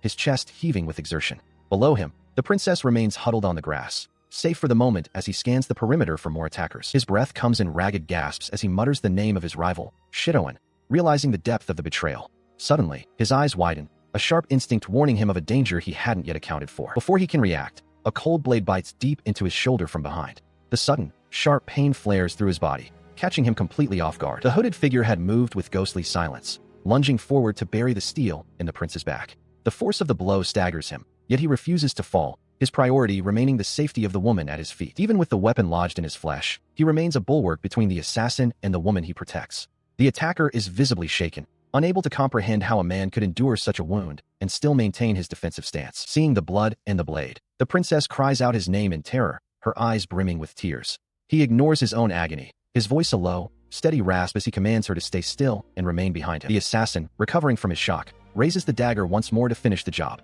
A desperate scream echoes through the woods as the princess watches the impending strike, fearing the end has come for her protector. Despite the mortal peril, the prince stands like an immovable mountain, his presence so overwhelming that the assassin falters, gripped by a sudden, paralyzing fear. The sheer will of the Winter Bear seems to radiate from his wounded form, defying death itself. Just as the tension reaches its breaking point, the captain bursts into the fray, his voice booming a command to get down. He charges forward with desperate speed, determined to save his prince from the shadow of the assassin's blade. He lunges forward with a decisive strike, his blade cutting through the air and catching the hooded assailant across the chest. The assassin recoils in agony, blood spraying from the fresh wound as a curse escapes his lips. Seeing the enemy retreat, he barks an order to his subordinates to give chase. The hooded figure vanishes into the darkness of the estate grounds, leaving the guards to scramble after him. Turning back to the wounded prince, he rushes to his side with a look of intense worry, urgently asking if he is all right. He ignores his own pain, his gaze fixed solely on the young woman trembling before him. With a weary but gentle expression, he offers a sincere apology for frightening her, expressing his profound relief that she remains unharmed. The captain interrupts the moment, his tone professional yet urgent as he surveys the aftermath. He points out the fallen assassins and stresses the need to hide the bodies immediately, noting that having bandits infiltrate a royal reception would be a catastrophic disgrace to the family's reputation. With a nonchalance that borders on the absurd, he gestures over his shoulder and asks the captain to simply pull the blade from his back. The captain stares in disbelief at the protruding hilt, stunned that the prince is more concerned about the hole in his clothes than the mortal wound itself. He grabs the prince's shoulder, his voice rising in alarm as he demands to see the extent of the injury. Suddenly, she rises, her ethereal beauty framed by the moonlight as she commands their attention. The two men freeze, caught off guard by the sudden shift in her demeanor. She erupts in a flurry of frantic concern, shouting at him for being so foolishly brave while clearly injured. Her voice trembles with a mix of anger and fear as she points out the blood soaking through his shirt, demanding he stay still. Despite her resolve, she hesitates, her hands hovering near the blade as she realizes she has no idea how to safely remove it. She looks to the captain, her eyes wide with a plea for guidance. She watches as the blade is finally removed, leaving a dark, ugly bruise on his shoulder where the steel had pierced his flesh. He tries to make light of the injury, insisting it isn't as bad as it looks, while the captain sternly orders his men to blindfold the young man to proceed with his care in private. The sight of his blood and the danger he faced is too much for her, and tears begin to stream down her face, her expression filled with guilt and sorrow. She can only manage a whispered plea for him to be safe, catching his attention and causing his expression to soften with concern. He pulls her close, his voice firm as he promises to protect himself, but only if she promises in return never to throw her life away for his sake again. While she clings to him, still shaken, the guards nearby murmur among themselves, skeptical that he can truly manage such a feat entirely on his own. He seizes the moment to strike a bargain, telling her that she must properly learn the self-defense techniques he will teach her, a condition she accepts with desperate intensity. The warrior continues, explaining that until she has mastered these skills, she will have to remain by his side at all times. He adds with a playful glint in his eye that the training might take decades, a sentiment that earns a nod of approval from the captain, who officially assigns him to the squad to ensure her safety. As the tension finally begins to ebb, the group realizes a new problem. She cannot return to the reception in her current state and desperately needs a change of clothes. He and the others finally make their way into the grand ballroom, where the air is thick with the scent of expensive perfumes and the murmur of high society. Amidst the crowd, the boisterous mother of Arios fans herself with dramatic flair, her eyes fixed on the imposing figure of the bearded man standing beside her. She listens as a request is made to appoint the young lady Shidoan as an honorary member of the squad, a suggestion that leaves the large man visibly bewildered by the sudden shift in military protocol. With a triumphant flourish of her fan, the noblewoman accepts the proposal, loudly proclaiming that the girl shall henceforth be known as the Star of the Night Order, much to the surprise of the surrounding officers. The subsequent appointment ceremony is a whirlwind of motion, as the eccentric woman swings a ceremonial blade with such reckless speed that the recipients can barely keep up,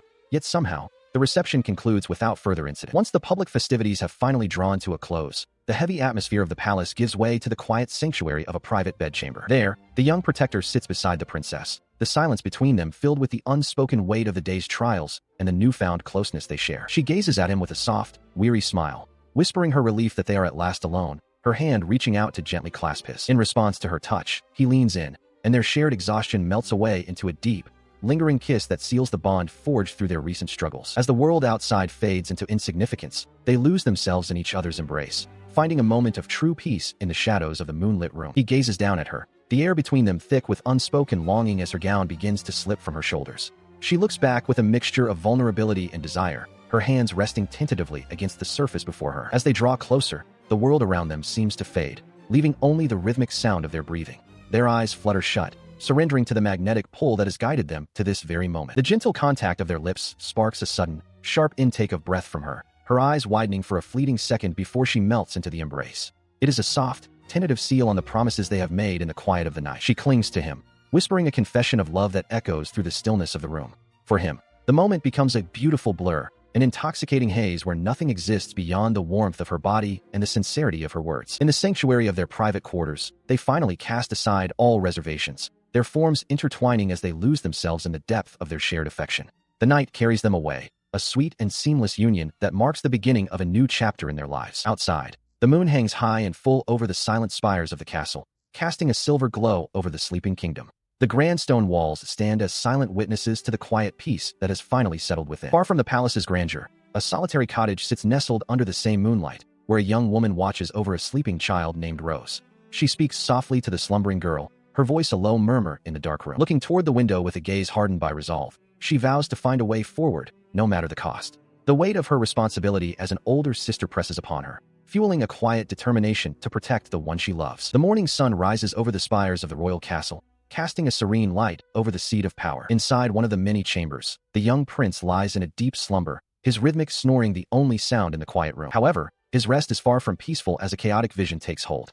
In this dream, the captain of the guard frantically reports a massive deficit in travel expenses, while the boisterous laughter of a noblewoman echoes in the background, adding to the overwhelming sense of duty and financial strain. He bolts upright, gasping for air as the remnants of the nightmare cling to him. Wiping the sweat from his brow, he takes a moment to steady his breathing, relieved to find himself back in the safety of his own bedroom. His gaze softens as it falls upon his wife, who remains fast asleep beside him. Seeing her peaceful expression causes a warm flush to creep up his neck, a stark contrast to the stress of his dream. He sits on the edge of the bed, momentarily paralyzed by a sense of denial before a sudden impulse drives him to turn back toward her. A tender, knowing smile plays on his lips as he watches her. Even in her sleep, she murmurs a sweet acknowledgement of their bond, calling out to him as her husband. Despite the affection, a wave of frustration washes over him. He reflects on the grueling pace of the last fortnight, noting with a heavy heart that the demands of their station have left them with no time for intimacy or even a shared night's rest. This exhaustion stems from a relentless schedule. Between the Crown Prince's frontier inspections and the mountain of paperwork following the wedding, the captain has been a constant presence, demanding his attention. He realizes now that his subconscious was merely processing the overwhelming weight of his royal responsibilities. He sat upright in the large, ornate bed, the moonlight filtering through the curtains. Looking down at his wife, who had already fallen into a deep slumber by the time he returned late the previous night, a sense of longing washed over him. It struck him then that despite their marriage, the relentless demands of their royal duties had left them with only a single night of true intimacy since their wedding. As if sensing his gaze, she began to stir, her long, pale hair fanning out across the pillow like silk. Her eyes fluttered open, slowly focusing on him in the dim light of the morning. The sudden movement caught him off guard, his eyes widening in surprise as she sat up and offered a gentle, sleepy greeting. She welcomed him home with a warmth that immediately chased away the lingering shadows of his nightmare. He could only stare, momentarily lost for words as he took in the sight of her. A quiet denial formed in his mind, struggling to process the sheer radiance she exuded even in these quiet, unscripted moments. Her smile widened, a genuine expression of relief as she told him how glad she was to see him safe. In that moment, he was completely defenseless against her charm, his heart racing at the realization of just how incredibly endearing his wife truly was. An overwhelming surge of pride and affection nearly burst from his chest, making him want to shout from the very rooftops. He imagined himself declaring to the entire nation that this wonderful woman was his, and he was the luckiest man alive to be her husband. Unable to contain his feelings, he softly confessed that her smile was simply too cute. The sudden compliment caught her completely by surprise, her eyes widening as she processed his blunt honesty. She immediately became flustered, shielding her face with her hands and apologizing for her appearance. To her, waking up without the polish of makeup felt like a disaster, and she worried that she must look terrible in his eyes. He wouldn't hear of it, leaning in closer to bridge the distance between them. He insisted that she was wrong, telling her that whether she was sleeping or smiling, every facet of her was beautiful to him. Her heart skipped a beat as she looked up at him, his intense gaze and sincere words leaving her breathless. In her eyes, he was the epitome of composure and strength, a man who never failed to be anything less than perfectly cool. She is lost in the moment, her eyes closed as they share a tender, private embrace in the quiet of the morning. Suddenly, the silence is shattered by a sharp rapping at the door and a voice urgently calling for the captain. He pulls away, his expression hardening into a professional mask, while she wonders if the interruption was intentional. Outside, the messenger insists that the Crown Prince requires his immediate presence. Shortly thereafter, the couple stands before the Crown Prince in his private study, where he offers a brief apology for summoning them at such an early hour. He gets straight to the point, revealing that official correspondence has arrived from both the Kingdom of Luminous and the Kingdom of Tanya. Upon hearing this, the pair exchanges a look of concern, processing the weight of news coming from two different realms simultaneously. High above the sprawling capital, the morning sun glints off the spires of the royal palace, a silent witness to the brewing political storm. Within those walls, the king appears visibly aged and burdened, his face etched with the exhaustion of a ruler pushed to his absolute limits. Watching from the side, the dark-haired noble observes the king's deteriorating state, noting how the stress of recent events has left their sovereign completely spent and tracing the source of this fatigue. Breaking the heavy silence, the crown prince turns to his father, asking for the specific details of the message sent by the King of Tanya. He watches as his father, King Manhwa, carefully examines the diplomatic scroll, the weight of the kingdom's future etched into the lines of the older man's weary face. Looking over the document, the Crown Prince notes that if the Kingdom of Luminous were to offer a formal apology to Sidoan, he might find it in himself to forgive their past transgressions. Turning back to the others in the room, he summarizes the situation, explaining that messages have arrived from both the Kingdom of Luminous and the Kingdom of Tanya regarding their recent conduct. He continues, relaying that the Kingdom of Tanya has expressed deep regret and humbly requested a visit to offer their apologies to Lady Sidoan in person before the king. Upon hearing this, the young couple shares a silent, meaningful look, the weight of the invitation settling between them. With a resolute smile, the princess announces her decision to travel to the Kingdom of Tanya and accept the apology from Luminous, showing her commitment to peace. Pleased with her resolve, the Crown Prince officially tasks the young man with escorting her on this diplomatic journey, a duty he accepts with a sharp, energetic affirmation. Though she initially worries about the burden this places on him, he insists on going, his eyes shining with a personal desire to see the land where his wife was born and raised. Reaching out to take her hand, he promises to protect her, urging her to stay close to his side at all times as they prepare for the road ahead. This display of affection draws a dry remark from the Crown Prince, who suggests they take their romantic sentiments elsewhere while he remains focused on the matters of state. He suggests that since the two of them haven't had much time alone, they should treat the journey as a personal trip once the official apology ceremony in Tanya is concluded. To facilitate this, he offers the use of his private residence, Villa Tidros, nestled deep within the mountains, encouraging them to stay for a while on their return journey. Mentioning that the mountain retreat is quite comfortable, he adds that it even features a private pool, a detail that immediately catches the young man's attention. The mere mention of a pool sends the warrior's mind racing, as he vividly imagines the princess in a revealing swimsuit, a thought that leaves him completely breathless and overwhelmed. He desperately tries to compose himself, reasoning that he has already seen her in a state of undress before, yet the prospect of seeing her so clearly in the bright light of day proves too much for his resolve. The intensity of his imagination manifests physically, and he suddenly erupts into a violent nosebleed, causing the princess to cry out in alarm at the sudden spray of blood. While he stammered out a frantic apology through the mess, his host could only watch with a weary, knowing expression, familiar with such outbursts, while the princess fretted over his condition. As the light of the day begins to fade over the sprawling castle towers, the prince stands alone, his expression shifting from amusement to a more somber, contemplative way. Later, within the quiet confines of the royal study, he confers with the king, questioning the sudden and unexpected nature of the response from Tanya after such a long period of silence. Looking toward the horizon, his thoughts remain fixed on the princess and the hope for her future happiness, even as the political machinations of neighboring kingdoms begin to stir. He stands before King Manhwa, who stresses that a heartfelt apology is necessary to preserve the honor of both Tidros and Tanya. Arios responds with a simple, somber affirmation, acknowledging the weight of his father's words. After receiving the prince's acknowledgement, the king turns his attention to the prime minister, formally charging him with the critical diplomatic negotiations involving the kingdom of Tanya. The official accepts the weight of this responsibility with a deep, practiced bow and a simple confirmation of his understanding. But the prince interrupts the delegation, his gaze sharpening as he insists on taking full responsibility for the situation himself, claiming the current mess is entirely his own doing. The prime minister listens in silence, his expression unreadable as he maintains his formal posture beside the king. Having asserted his will, the young man turns on his heel and exits the study, leaving the two older men to their thoughts in the quiet of the royal office. Once the prince is out of earshot, the prime minister's respectful facade slips, replaced by a sharp, calculating glare directed at the empty doorway. He finds the boy's sudden display of initiative deeply unsettling and silently questions what could have possibly prompted such a change in character. His eyes, cold and narrow, reveal the depths of a hidden agenda that far exceeds simple diplomacy. He remains confident that regardless of the prince's interference, his own next move is already well underway and cannot be easily thwarted. Meanwhile, a world away from the tension of the capital, Atsuhito wears a look of quiet optimism. He and Mile are finally on their way, leaving the weight of recent events behind them as they look forward to the journey ahead. Their carriage rolls steadily along a dusty path through a majestic mountain range, flanked by a small escort of riders. The destination is finally within reach as they head toward the kingdom of Tanya, the ancestral homeland of the Sidoan family.